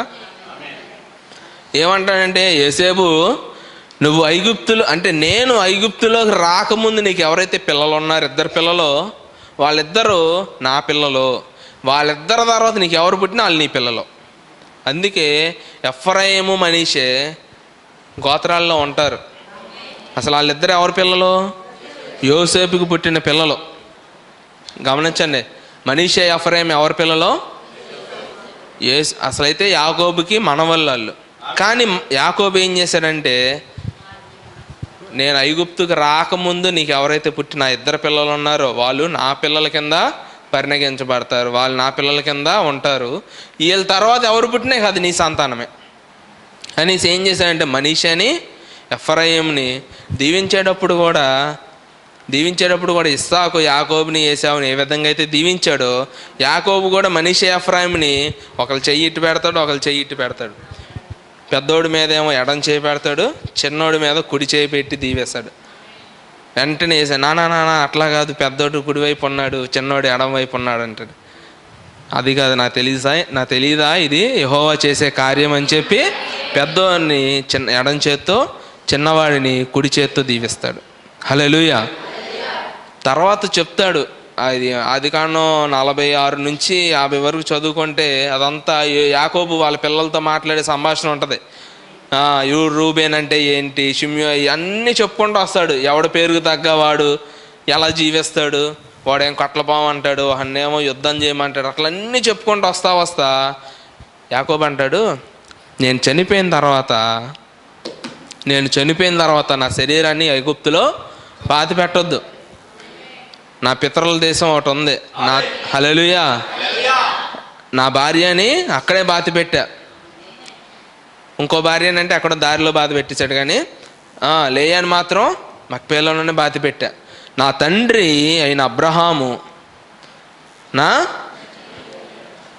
అయిన అబ్రహాము ఒక స్థలం కొన్నాడు. హల్లెలూయా. ఆ స్థలంలోనే నన్ను తీసుకెళ్ళి బాతి పెట్టు. ఎలా తీసుకెళ్లాలో కూడా చెప్పాడండి. ఎలాగా తీసుకెళ్లాలో కూడా చెప్పాడు. 3 కుమారులు కుడివైపు, 3 కుమారులు ముందల, 3 కుమారులు ఎడమవైపు, ఇంకో 3 కుమారులు వెనక. అర్థమవుతుందా? వాళ్ళల్లో 2 తప్పించాడు. ఎవరిద్దరంటే, ఒకళ్ళు లేవీలు నా శవాన్ని మొయ్యకూడదు. ఏనండి, అక్కడ యాకోబు ప్రవచనం చెప్తాడు, లేవీలు నా శవాన్ని, ఎందుకంటే వాళ్ళు దేవుని మందసం కోసమే, వాళ్ళు దేవుని మందసాన్ని మాత్రమే మొయ్యాలి. హల్లెలూయా. లేవీలు దేవుని మందసాన్ని మోయటాక వాళ్ళు జన్మించారు, నా శవాన్ని మోయటానికి కాదు. రెండవది యోసేపు రాజు, ఆయనకుండే ఆ ఘనతని ఆయనకి ఇవ్వండి. కాబట్టి యోసేపు లేవీలకి బదులుగా మనీషా ఎఫ్రాయిము ఆ స్థానాన్ని తీసుకుంటారు. హల్లెలూయా. యాకోబు ముందలుగానే చూశాడు. అప్పుడు మందసం వచ్చిందా? కానీ ఎప్పుడు మందసం? మోషే కాలం జరిగిన తర్వాత మధ్యలో వచ్చింది మందసం. అప్పుడు మోషే నిర్ణయిస్తాడు లేవీ వంశస్థులు ఖచ్చితంగా మందసాన్ని మొయ్యాలని. కానీ యాకోబు ఎప్పుడు చెప్తాడు? ఆయన మరణానికి ముందే చెప్తాడు, నేను చనిపోతే నా శవాన్ని లేవీలు మొయ్యకూడదు. వాళ్ళు ప్రత్యేకమైన వారు, వాళ్ళు దేవుని మందసం మోయటం మాత్రమే వాళ్ళ పని. హల్లెలూయా అని చెప్పి ఒక ప్రవచనంగా చెప్తాడు. చెప్తా వాళ్ళ పిల్లలకు చెప్తాడు, మీరు భయపడవద్దు. రెండో ప్రవచనం యాకోబు చెప్తాడు, ఏమనంటే, మీరు భయపడవద్దు. దేవుడు నా తండ్రి అయిన అబ్రహాముకి ఇస్సాకుకి చేసిన వాగ్దానాన్ని ఆయన మరువడు. ఆయన మర్చిపోయే దేవుడు కాదు. మిమ్మల్ని ఈ దేశంలో మీకు కష్టాలు వస్తాయి, మీకు శ్రమలు ఎదురవుతాయి, అయినా సరే వాటన్నిటి నుండి విడిపించడానికి ఒక విమోచకుడు వస్తాడు. హల్లెలూయా అని అబ్రహాంతో చేసిన దేవుని వాగ్దాన్ని ఎత్తిపెట్టి యాకోబు వాళ్ళ పిల్లలకు చెప్తాడు. దాని తర్వాత 3వ ప్రవచనం ఎవరు చెప్తారంటే ఏశావు చెప్తాడు. ఏశావు కూడా ఆయన చనిపోయే ముందు వాళ్ళ పిల్లల్ని వీళ్ళందరినీ కూడా సమకూర్చి ఏం చెప్తాడంటే, యోసేపు తన మరణానికి ముందు దేవుడు వారిని ఐగుప్తులో శాశ్వతంగా విడిచిపెట్టడని ఇశ్రాయేలులకు గుర్తు చేశాడు. హల్లెలూయా. ఒక శక్తివంతమైన విమోచకుడు తలెత్తి వారిని బానిసత్వం నుండి బయటకు తీసుకొస్తారని ఆయన ప్రవచించాడు. హల్లెలూయా. ఆదికాండం 50:24-25కి సమానంగా ఉంటుంది అది. అక్కడ యోసేపు తన సహోదరులకు దేవుడు వారిని సందర్శించి వారిని ఐగుప్తు నుండి బయటకు తీసుకువస్తాడని చెబుతాడు. హల్లెలూయా. మొత్తం ఇప్పుడు ఎన్ని ప్రవచనాలు అయినాయి? 3 అయినాయి. మొదటిది ఎవరిది? దేవుడు చెప్పాడు. రెండవది యాకోబు చెప్పింది. మూడవది ఏశావు చెప్పింది. మరి 4వ ప్రవచనం ఎక్కడ అంటే, ఇది డైరెక్ట్గా దేవుడు ఫరోకి ఇచ్చే ఒక కళ. హల్లెలూయా. ఫరోకి ఒక దర్శనం వచ్చింది. ఏంటి ఆ దర్శనం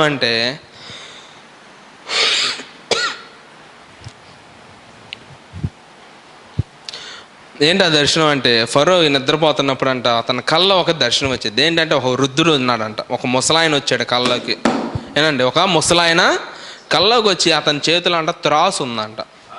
ఏముంది? త్రాసు అంటే కాటా వేసేది ఉందంట ఆయన చేతిలో. ఆయన అంట ఈ కాటాలో ఒకవైపు చూడండి, విమలాండి తర్వాత నిద్రపోదు నేను, కాటాలో ఒకవైపు అంట ఐగుప్తులో ఉన్న గొప్ప వాళ్ళందరినీ, జ్ఞానుల్ని, రాజుల్ని, పెద్దోళ్ళని, వీళ్ళందరినీ ఒకవైపు వేసాడంట తూకంలో. ఇంకోవైపు ఒక చిన్న పసిపిల్లోని వేశారండి. హల్లెలూయా. ఆయనకు వచ్చిన దర్శనం ఏంటో చూడండి. ఒక కాటాలో ఐగుప్తులో ఉన్న జ్ఞానులు, రాజులు, ఇంకా వీళ్ళందరూ శాస్త్రవేత్తలు, మంత్రగాళ్ళు, ఇంకా శకునగాళ్ళు, వీళ్ళందరూ కూడా ఒకవైపు ఉన్నారు. ఇంకోవైపు ఏముందంటే ఒక పసిపిల్లోడు, పాలు తాగే పసిపిల్లోడు కంగున లేచాడంట రాజు. ఏనండి, కంగున లేచాడు. లేచి వెంటనే ఉన్న వాళ్ళందరినీ పిలిపించాడు. ఇక వెంటనే రాజుకి అర్థం కాకపోతే చేసేదేముంది, కింద ఉన్న మంత్రగాల్ని, శాస్త్రుల్ని, వీళ్ళందరినీ పిలిచిస్తాడు. పిలిచి నాకు ఈ కళ వచ్చింది, దానికి అర్థం చెప్పండి. ఏమన్నాడు, నాకు ఈ కళ వచ్చింది, దానికి అర్థం నాకు తెలియాలి. వెంటనే అప్పుడంట బేయోరు కుమారుడైన బిలాము, మళ్ళీ ఆ బిలాం కాదు, ఇక్కడ వేరే బిలాం. ఈ బిలాం అంట రాజుకి చెప్తాడు. రాజు ఇట్లాను, అది అంత్య దినములలో ఐగుప్తు మీదకు వచ్చి గొప్ప కీడు తప్ప మరేమీ కాదు. హల్లెలూయా. ఇశ్రాయేలునకు ఒక కుమారుడు పుట్టును, ఆయన ఐగుప్తు దేశమంతటిని దాని నివాసులను నాశనము చేసి బలమైన చేతితో ఇశ్రాయేలును ఐగుప్తులో నుండి విడిపించును. హల్లెలూయా. దానికి సూచనే ఈ యొక్క కళ అని ఒక ప్రవచనం చెప్తాడు. ఇశ్రాయేలుకి జరగబోయేదాన్ని చెప్తాడు. ఇది 4వ ప్రవచనము. హల్లెలూయా. ఇది 4వ ప్రవచనం. మరి 5వది మనం చెప్పుకున్నాం ఆల్రెడీ, మిరియాము చేత పలకబడిన 5. ఈ 5 ప్రవచనాల ద్వారా మోషే జన్మించాడు. మోషే యొక్క గొప్పతనాన్ని మీరు వినండి. ఈ 5 ప్రవచనాల ద్వారా మోషే జన్మించాడు. ఇంత ఘనంగా అసలు ఏ ప్రవక్తకు కూడా అంత దేవుడు హైలైట్ చేయలే. హల్లెలూయా, హల్లెలూయా. చేతుల్లో అట్లా హల్లెలూయా. మోషేని ఈ 5 ప్రవచనాల ద్వారా, ఆ 5 ప్రవచనాల ద్వారా తీసుకొచ్చిన వ్యక్తే ఈ మోషే అనే ప్రవక్త. ఈ కాలంలో 5 మడతల పరిచర్య ద్వారా బయటకు వచ్చేదే వధువై ఉన్నది. హల్లెలూయా. ఆ 5 ప్రవచనాలు ఈ 5 మడతల పరిచర్యకి సాదృశ్యంగా ఉంటుంది. హల్లెలూయా. 5 ప్రవచనాల ద్వారా మోషే ఎలా బయటకు వచ్చాడో 5 మడతల పరిచర్య నుండి బయటకు వచ్చేదే చెప్పాలి వధువై ఉన్నది. కాబట్టి ఖచ్చితంగా సంఘంలో 5 మడతల పరిచర్య కలిగి ఉండాల్సిందే. అప్పుడే ఒక పరిపూర్ణత. హల్లెలూయా, హల్లెలూయా. కాబట్టి మోషే గురించి ఎన్ని ప్రవచనాలు చెప్పబడ్డాయి? ఇక్కడతో మోషే జన్మ కంప్లీట్ అయింది. హల్లెలూయా. ఎక్కడతో మరి మన లేఖనం ఏంటి? నేను మోషేకి కాదు, అందరు చెప్పండి. నేను మోషేకి తోడైనట్లు నీకును తోడై ఉండెదను. హల్లెలూయా. మోషే జన్మించినంత వరకు ఇది జరిగింది. మరి దేవుడు మోషేకి ఏ విధంగా తోడై ఉన్నాడు అది కూడా తెలుసుకుందాం. మొట్టమొదటి శ్రమ, నేను స్పీడ్కి వెళ్ళిపోతున్నా. ఎన్నింటికి ఇచ్చారు? సరే, మామూలుగా ఎన్నింటికి అయితే ప్రార్థన? మొట్టమొదటిది ఆయనకి వచ్చిన శ్రమ 3 నెలల పిల్లోడప్పుడు. మనం ఆల్రెడీ చెప్పుకున్నాంగా. విన్నారా? చెప్పుకుందే 3 నెలల్లో వచ్చిన శ్రమ. సో ఒకటి అయిపోయింది. 5 ప్రవచనాలకి నేను 5 శ్రమలను చెప్తాను. చిన్న స్పీడ్కి వెళ్ళిపోతాను. మొదటిది ఆల్రెడీ చెప్పేసుకున్నాం. కాబట్టి దేవుడు మోషేని ఆ విధంగా ఫరో యొక్క కుమార్తె చేతికి అప్పచెప్తాడు.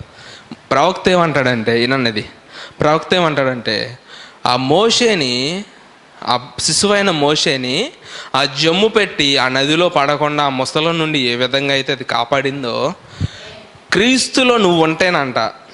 హల్లెలూయా. మోషే ఆ జమ్ము పెట్టిలో ఉన్నట్టుగా క్రీస్తులో నువ్వు ఉంటే ఈ పాపపు యొక్క లోకంలో నుండి క్రీస్తు నిన్ను అలా కాపాడతాడంట. హల్లెలూయా, హల్లెలూయా. అదేవిధంగా మనం కూడా దైవ సేవకులు చాలాసార్లు చెప్పారు, మోషే ఆ జమ్ముపెట్టులో ఆ నైల్ నదిలో ప్రవహించేటప్పుడు అంట జమ్ముపెట్టు పైన ఒక దేవదూత ఎగురుతా ఉందంట. హల్లెలూయా. జమ్ముపెట్టు పైన ఒక బలిష్ఠుడైన దేవదూత ఎగురుతా ఉందంట. ఆ దేవదూత అంట ప్రతి ఒక్క ముసలి యొక్క నోటిని మూసేశాడంట. ప్రతి ఒక్క ముసలి యొక్క నోటిని, ముసలి తెలుసా దాని పట్టు పవర్ తెలుసా? అది ఒక్కసారి అంటే మీరు చిన్నప్పుడు చదువుకొని ఉంటారు, ఒక ఏనుగు నీళ్ళలోకి వెళ్ళిందంట. ఏనుగు నీళ్ళలోకి వెళ్ళింది. ఆ ఏనుగుని ముసలు పట్టుకునిద్ది. ఏనుగు ఎంత ఉండిద్ది అండి? భారీగా ఉంటుంది. అట్లాంటిది ఒక ముసలి దాన్ని పట్టుకుంటే ఏనుగు కదలలేకపోయిందంట. చదువుకున్నారుగా. అట్లాంటి ముసలి పట్టు జమ్ము పెట్టి ఎంతలో నవలగలదు? ఒక జమ్ము పెట్టిని ముసలి ఎంతసేపట్లో నవలగలదు, లేకపోతే కొరకగలదు? దానికి అవలేలా మనం ఆ లేసి తింటాం కదా, తెలుసు కదా లేసి. ఆ లేసి నోట్లో పెట్టుకోగలని ముసలికి కూడా ఆ జమ్ము పెట్టి ఎటువంటిదంటే, మనం ఆ లేసిని తిన్నప్పుడు అది ఎంత అయితే పలచగా ఉంటుందో ముసలికి ఆ జమ్ము. కానీ అటువంటిది అన్ని ముసళ్ళ నుండి ఆ దేవదూత అంట. చూడండి, మోషే జన్మించి దగ్గర నుంచి దేవుడు ఒక దేవదూతను మోషేకి కావలిగా ఉంచాడు. హల్లెలూయా. ఆ వాగ్దానం నీకు నాకు ఉంది. లేదా 91 కీర్తనలో లేదా ఏమని ఉంటుంది? వారి నీ పాదములకు రాయి తగలకుండా వారు నిన్ను తమ చేతుల మీద. హల్లెలూయా. ఈరోజు నీకు ఉందా వాగ్దానం? నాకు ఉంది. హల్లెలూయా. అయితే మొదటి కీడు మోషేకి వచ్చింది. అది ఎప్పుడు? 3 నెలలు. ఆ సమయంలో దేవుడు యెహోవా మోషేకు తోడై ఉన్నందువలన మోషే అక్కడ రక్షించబడ్డాడు. మొదటిది అది. రెండవది ఎప్పుడు వచ్చిందంటే 3 సంవత్సరాల క్రితం వచ్చింది. అంతే కదా. 3 నెలల్లో ఫరో కుమార్తె చేతికి వెళ్ళాడు, బితియా చేతిలోకి వెళ్ళాడు. వెంటనే మళ్ళీ పాలు తాగిపించడానికి మళ్ళీ పంపించేసింది. మళ్ళీ 3 సంవత్సరాల తర్వాత తీసుకొచ్చి పేరు పెట్టింది. పేరు పెట్టి వాళ్ళ తండ్రికి చూపించింది. తండ్రి అంగీకరించాడు. హల్లెలూయా. వెంటనే ఏమైంది? రాజ్య పరిపాలన మామూలుగా వాళ్ళకి డైలీ రొటీన్గా రాజ్య పరిపాలన. ఆ సమయంలో రాజు సింహాసనం మీద కూర్చున్నాడు. రాజుకి కుడి పక్కన రాజు భార్య కూర్చుంది. రాజుకి ఎడం పక్కన బాతియా అంటే రాజకుమార్తె కూర్చుంది. ఆమె ఒళ్ళో మోషే ఆడుకుంటున్నాడు. హల్లెలూయా. ఆమె ఒళ్ళో మోషే ఆడుకుంటున్నాడు. ఆ సమయంలో మోషే ఆడుకుంటా రాజు తల మీద కిరీటం తీసి ఈయన తల మీద పెట్టుకున్నాడు. ఏం చేశాడు? ఆడుకుంటా పిల్లవాడు ఏం చేశాడంటే రాజు తల మీద ఉన్న కిరీటం తీసి ఈయన తల మీద పెట్టుకున్నాడు. మరి అదేం చిన్న విషయమా? రాజు వణికిపోయాడంట. వణికిపోయి ఏంటి దాన్ని ఏమంట? అశుభమా? ఒక మాట అశకనం, ఏదో అపశకనం. ఏంటి అపశకనం? రాజు ఏమన్నాడంట? ఏంటి అపశకనం? నా తల మీద ఒక రాజు తల మీద కిరీటం తీపడాలంటే మామూలు విషయం కాదు. అది యుద్ధాలు జరగాలి, రాజ్యం ఓడిపోవాలి, అవతల గెలిచిన రాజు అప్పుడు యుద్ధం గెలిచిన తర్వాత అందరి సమక్షంలో ఆ కిరీటం ఈయన పెట్టుకోవాలి. కానీ ఇక్కడ ఏం జరిగింది? సరదాగా ఆడుకుంటా ఆ కిరీటం తీసి ఈయన పెట్టేసుకున్నాడు. ఏంటి అపశకనం అని భయపడిపోయి అందరిని పిలిపిస్తాడు. పిలిపించినప్పుడు మళ్ళీ బలాము ఉంటాడు. బిలాము ఎక్కడికి వెళ్ళాడు? ఎక్కడే పాతుకుపోయాడు వచ్చినాడు. అర్థమవుతుందా? పిలిపిస్తాడు. బిలాము అనేవాడు ఉంటాడు. ఆడొస్తాడు, పాతుకుపోయాడు. వాడు అంటాడు పిల్లోని చంపేయాలి. ఏమంటాడు? ఇది మంచిది కాదు, పిల్లోని చంపేయాలి. అంటే ఏంటి రాజా మర్చిపోయావా? కళ వచ్చింది గుర్తుందా?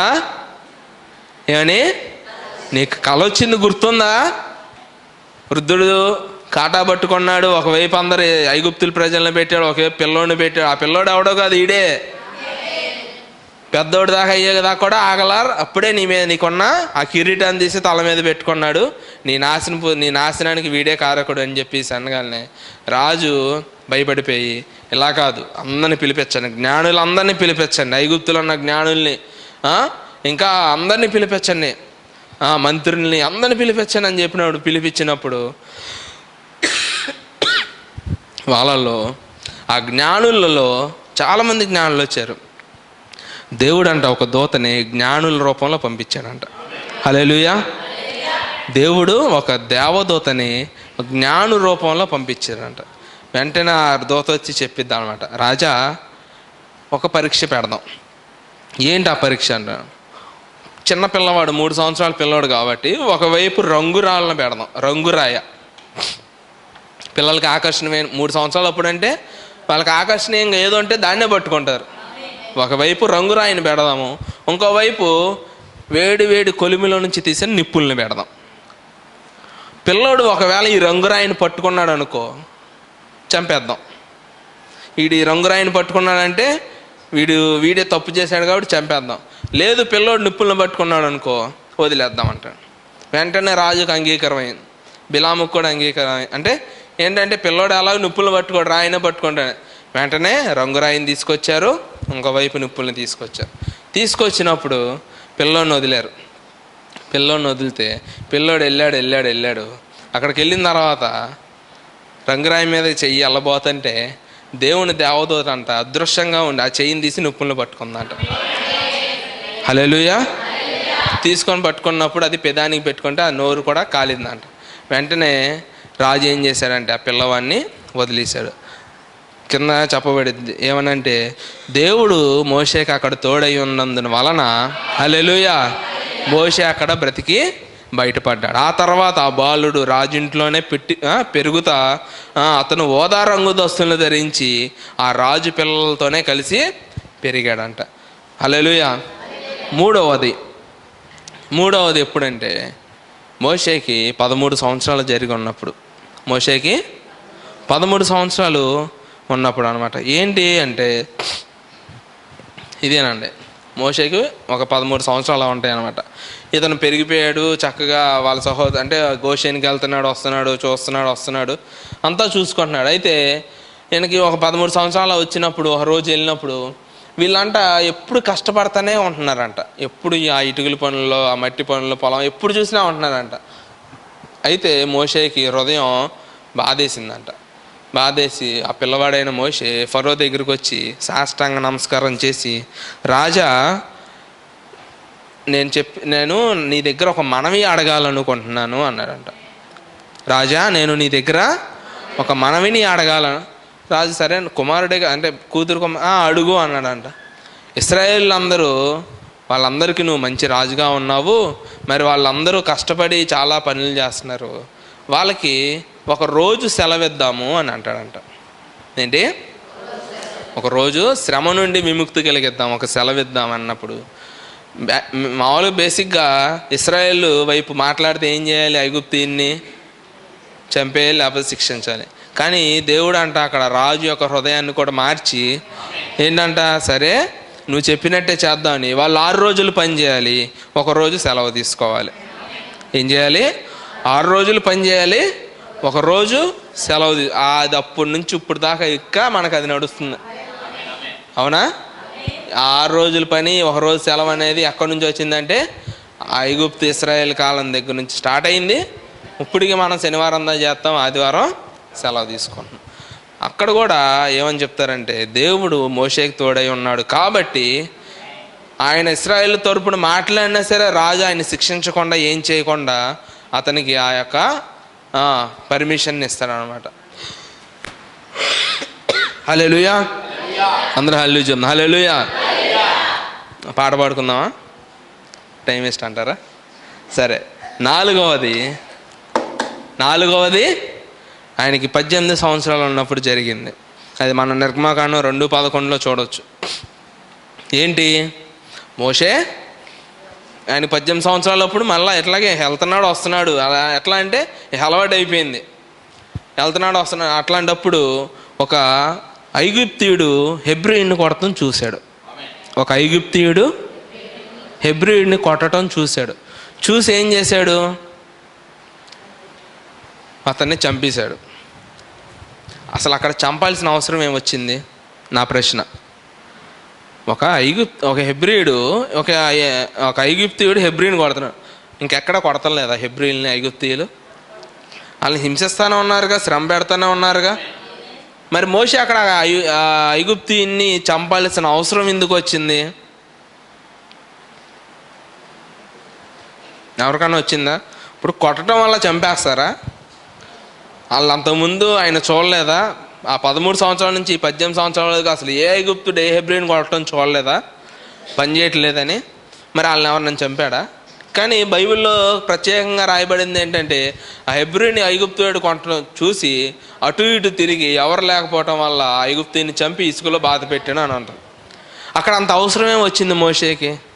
ఎందుకంటే ఆ ఐగుప్తుడు అంట ఈ హెబ్రీయుడి ఇంట్లోకి, అంత ముందల రాత్రి హెబ్రీయుడి ఇంట్లోకి వెళ్ళి ఈ హెబ్రీయుడిని కట్టేసి అతని భార్యని పాడు చేస్తాడు. ఏం చేశాడు? అతని భార్యని పాడు చేసి మరలా ప్రొద్దునొచ్చి ఇతన్ని చంపటానికి చూస్తాడు. నువ్వు ఎవరికైనా చెప్తే చంపేస్తానని చెప్పి కొడుతున్నాడు. అర్థమవుతుందా? ఆ టైంలో ఈ హెబ్రీయుడు మోషే అక్కడ రావటం, హెబ్రీయుడు మోషే కొద్దిగా ఒక అధికారంలో ఉన్నాడు. మావోడైనా సరే ఐగుప్తులో ఒక అధికారంలో ఉన్నాడు. ఆయనకు ఒక కొంచెం ఫాలోయింగ్ ఉంది, ఆయనకు కొద్దిగా పవర్ ఉందని చెప్పి పరిగెత్తుకుంటూ వెళ్ళి ఆయన దగ్గర మోకరిచ్చి, అంటే కాళ్ళు పట్టుకొని చెప్తాడు, మోషే మోషే ఇది ఏ రకంగా జరిగింది. వెంటనే మోషే కోపం వచ్చేస్తుంది. పని చేయట్లేదని కొడితే అది లెక్క వేరు, చివరికి ఇంట్లో ఉన్న భార్యలను కూడా వీళ్ళు పాడు చేస్తున్నారని చెప్పి మోషే కోపం వచ్చి ఏం చేశాడంటే ఆ యొక్క ఐగుప్తుని చంపేసి పాతి పెట్టేస్తాడు.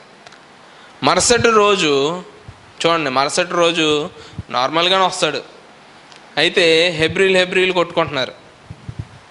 అంతకుముందేమో హెబ్రీని కాపాడి ఐగుప్తుని చంపి పాతి పెట్టేది. నెక్స్ట్ రోజు హెబ్రీలు కొట్టుకుంటున్నారు. కొట్టుకుంటే వచ్చి సహోదరులు కొట్టుకోవటం కరెక్టేనా అని అడుగుతాడు.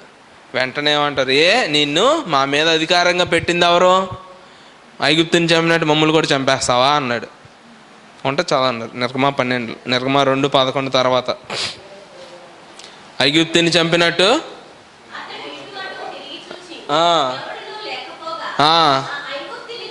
చంపి కప్పి పెట్టాను.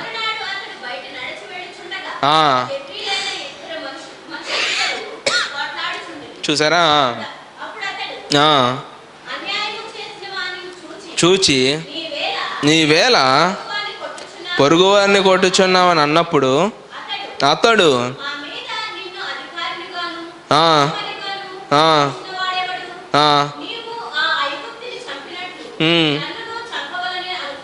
అనుకొనుచున్నావని అడిగాను. మోషే భయపడాను.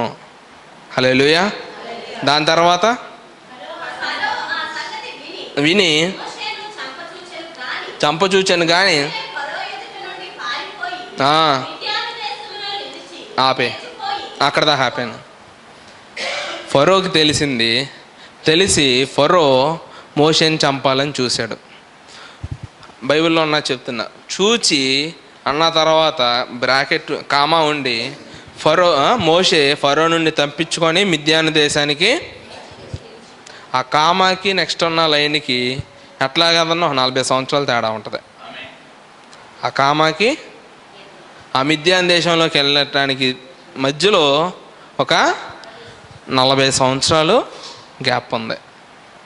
ఎట్లా అంటే ఎప్పుడైతే ఈయన ఇట్లా చంపాడని పుకారు ఫరోకి తెలిసిపోయింది. ఎక్కడ చూసినా సరే ఫస్ట్లో దగ్గర నుంచి అన్నీ చూసుకుంటూ వస్తే ఇక మోషేని క్షమించలేదు, చంపేయాలి అన్నప్పుడు ఏం చేశాడంటే ఒక సైన్యాధిపతిని పిలిచి మోషేని చంపేయాలని జారీ చేయమన్నాడు. హల్లెలూయా.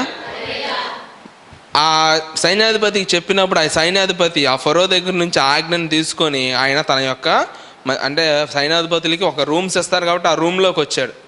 వచ్చినప్పుడు యెహోవా దూత అంట సైన్యాధిపతి దగ్గరకు వచ్చి ఆ ఆయన ఖడ్గాన్ని తీసి ఆ సైన్యాధిపతి తలను తీసేసింది.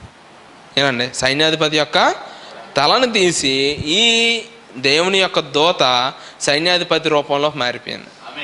ఏనండి, దేవుని యొక్క దూత సైన్యాధిపతి రూపంలో మారి ఈ తీసిన తలని మోషే మొహంలోకి మార్చిందంట. అర్థమవుతుందా? అందుకే ఆయన కార్యాలు ఆశ్చర్యంగా ఉంటాయి. అర్థమవుతుందా? దేవుడు సృష్టికర్త కాబట్టి ఆయన ఏదన్నా చేయగలడు. హల్లెలూయా. ఆ దేవదూత సైన్యాధిపతి రూపంలో మారింది. సైన్యాధిపతిని చంపి ఆయన తలనేమో మోషే మొహం కింద మార్చి ఫరో దగ్గరికి వెళ్ళి చూపించింది, చంపేసినట్టు చూపించిందా.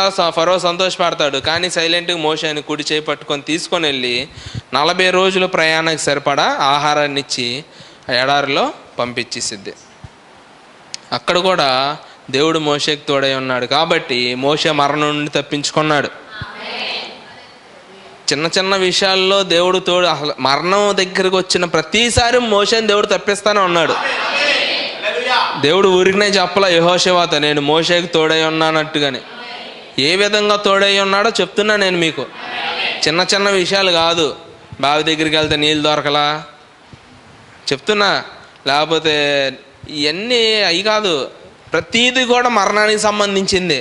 జమ్ము చెట్లో మరణం, 3 నెలల కిరీటం దగ్గర మరణం, ఇశ్రాయేల్ తరపున మాట్లాడితే మరణం, అయినా దేవుడు అక్కడ తప్పించాడు 4వది ఈ రకంగా. హల్లెలూయా. అప్పుడు ఏం చేశాడంటే మోషే మిద్యాను దేశానికి వెళ్ళడానికి ముందు, మోషే ఆ దేశం నుండి బయటకు వచ్చేసరికి మోషేకి ఒక 18 సంవత్సరాలు ఉన్నాయి. అతనికి 18 సంవత్సరాలప్పుడు ఐగుప్తు నుండి బయటకు వచ్చాడు. బయటకు వచ్చిన తర్వాత ఒక 40 రోజులు ప్రయాణం చేసిన తర్వాత ఒక రాజ్యంలోకి వెళ్ళాడు. అక్కడ ఏంటంటే బాగా యుద్ధాలు జరుగుతున్నాయి. అక్కడ వేరే వేరే దేశాలకి యుద్ధాలు జరుగుతున్నాయి. ఆ సమయంలో మోషే వెళ్ళినట్టు ఉండగా ఆ యుద్ధంలో పాల్గొంటాడు. ఎందుకని? ఆల్రెడీ ఐగుప్తులో అన్ని విద్యలు నేర్చేసుకున్నవాడు. మరి ఎదురుగా యుద్ధం జరుగుతుంటే ఖాళీగా ఉండబుద్ధి అయితే యుద్ధం నేర్చుకున్న వాళ్ళకి ఉండదు.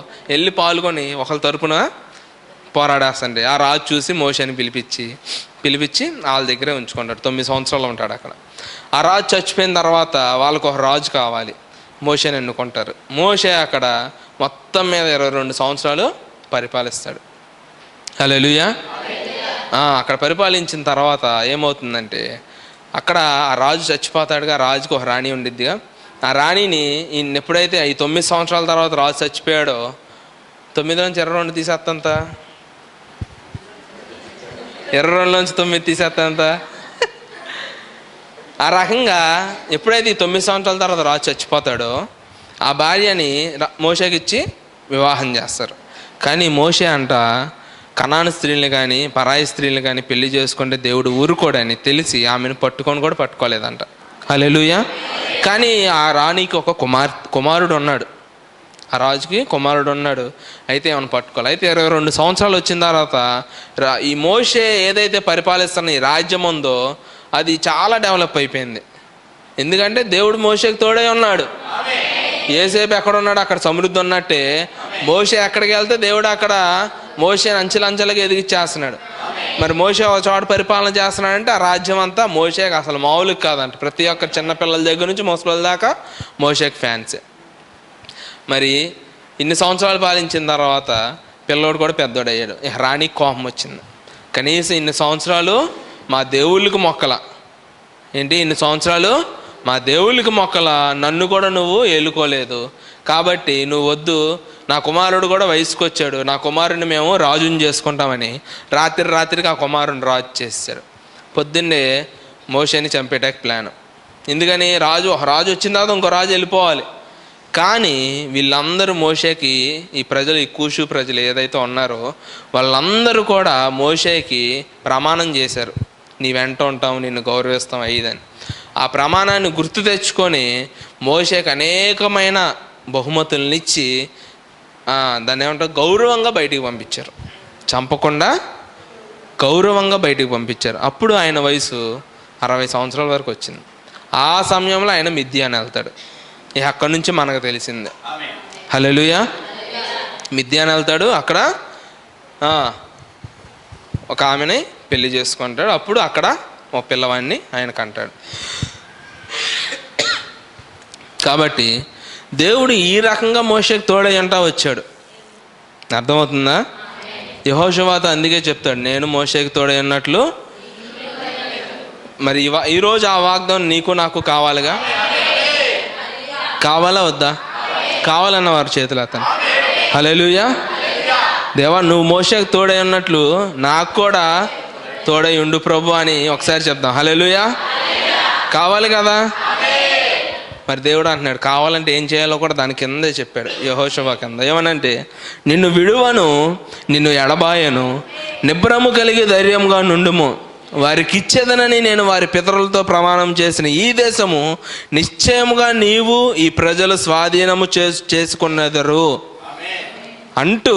అయితే దేవుడేమంటున్నాడు, అయితే నేను అన్నీ ఇస్తా నీకు, మోషేకి తోడే అన్నట్టు ఉంటాను, నీకు వాళ్ళకి చేసిన ప్రతీది నీకు ఇస్తా. అయితే కానీ ఇలాంటివి వచ్చినప్పుడు ఏంటంటే ఏదో ఫిట్టింగ్ ఉందని. మరి ఈరోజు నీకు ఆ వాగ్దానం కావాలంటే దేవుడు ఒక ఇస్తున్నాడు, ఒక ఆజ్ఞ పెడుతున్నాడు. ఏంటంట? నీవు నిబ్బరం కలిగి జాగ్రత్త పడి బహుధైర్యంగా ఉండి నా సేవకుడైన మోషే నీకు ఆజ్ఞాపించిన ధర్మశాస్త్రం అంతటి చొప్పున చెయ్యాలి, వాక్య ప్రకారంగా జీవించాలి. దేవుడు ఊరికనే తోడయ్యా, నువ్వు ఏదో నీవు నా తోడు ఉన్నావయ్యా అన్నంత మాత్రం దేవుడు మనకు తోడుగా ఉండడు. నువ్వు వాక్యం ప్రకారం జీవిస్తేనే తోడుగా ఉంటాడు. హల్లెలూయా. చూడండి, అన్ని లక్షల మందిని నడిపించాల్సిన యెహోషువకి ఇంత వాగ్దానం ఇచ్చి నేను ఇచ్చేస్తా నువ్వు భయపడొద్దు అని చెప్పి, కానీ నువ్వు నా మాటలు నా ఆజ్ఞల్ని నువ్వు దాని ప్రకారంగా నువ్వు నడుచుకోవాలి, ధర్మశాస్త్రం అంతటి చొప్పున నువ్వు చెయ్యాలి, నువ్వు నడుచు ప్రతి మార్గమున చక్కగా ప్రవర్తించాలి, నువ్వు నడిచే ప్రతిరోజు ప్రతి మార్గమున చక్కగా ప్రవర్తించాలి, నువ్వు దాని నుండి కుడికి కానీ ఎడముకు కానీ తొలగకూడదు. ఈ ధర్మశాస్త్ర గ్రంథమును నువ్వు బోధింపక తప్పిపోకూడదు. అంటే సువార్త, నువ్వు సువార్త చేయకుండా ఉండకూడదు. అది ఈ కాలంలో మనం అప్లై చేసుకుంటే నువ్వు ప్రజాజ్ఞలు పాటించాలి, వాక్యానుసారం జీవించాలి, నీ ప్రవర్తన అంతటిని చూసుకోవాలి, సువార్త చేయకుండా నువ్వు ఉండకూడదు. దానిలో రాయబడిన వాటన్నిటి ప్రకారము చేయుటకు నువ్వు జాగ్రత్త పడినట్లు దివారాత్రము దానిని ధ్యానించిన ఎడల నీ మార్గమును వర్ధిల్ల చేసుకొని చక్కగా ప్రవర్తించెదవు. నేను నీకు ఆజ్ఞ ఇచ్చున్నాను కదా, నిబ్బరము కలిగి ధైర్యంగా ఉండు, దిగులు పడకు, జడియకుము. నీవు నడుచు మార్గం అంతటిలో నీవు నడుచు మార్గం అంతటిలో నాకెళ్ళ చూడండి, నీవు నడుచు మార్గం అంతటిలో మోషేకి తోడై ఉన్నట్లు నీకు తోడై ఉన్నాను అంటున్నాడు. ఇంకక్కడ కాదు, నీ దేవుడని యెహోవా నీకు తోడయ్యుండును. హల్లెలూయా. ఇక మోషేకి అలా తోడై ఉన్నాను పక్కన పెట్టే, నువ్వు ఈ వాక్య ప్రకారం నా ఆజ్ఞలు పాటించి నీ ప్రవర్తన అంతట్లో కుడివి కానీ ఎడం కానీ తప్పిపోకుండా ఏంటి ఆజ్ఞల ప్రకారం వాక్య ప్రకారం సువార్త ప్రకటిస్తా, నా మార్గంలో తిన్నగా నడిస్తే నీ దేవుడని యెహోవా నీకు తోడై ఉండును. అందరు గట్టిగా చప్పట్లు కొట్టి దేవుడి నామాన్ని కనపడింది. కాబట్టి ఈరోజు నువ్వు తెలుసుకోవాల్సింది ఏంటంటే, దేవుడైన యెహోవా నీకు తోడుగా ఉండాలంటే నువ్వు ఇవన్నీ చేయాలి. దేవా దావీదుని దీవించినట్టు నన్ను దీవించు, అబ్రహామును ఆశీర్వదించినట్టు ఆశీర్వదించంటే అవ్వదు.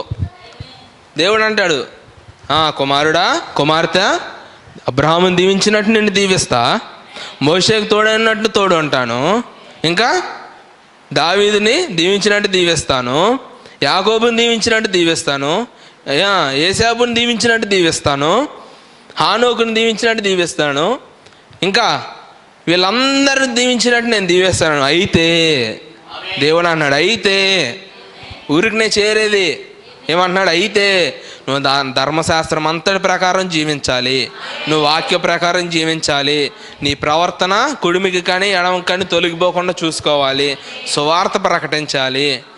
ఇవన్నీ పెట్టి ఇక వాళ్ళతో ఉన్నట్టు కాదు, నీకే ఒక ప్రత్యేకమైన తోడుగా ఉంటాను. హల్లెలూయా. దేవా నువ్వు మోషేకి తోడైనట్టు కాదు, దేవా నేను నీ లేఖనం ప్రకారం జీవిస్తున్నాను, నాకు తోడుగా ఉండు. దేవా నేను నీ సువార్త ప్రకటించడానికి బయటికి వెళ్తున్నాను, నాకు తోడుగా ఉండు. దేవా నేను నడుస్తున్నాను, నేను బయటికి వెళ్తున్నాను, నా ప్రవర్తన అంతట్లో నువ్వు నాకు తోడుగా ఉండు. ఆ ప్రార్థన చేయాలి. హల్లెలూయా. కాబట్టి దేవుడి లేఖనాన్ని దీవించి ఆస్వాదించును గాక.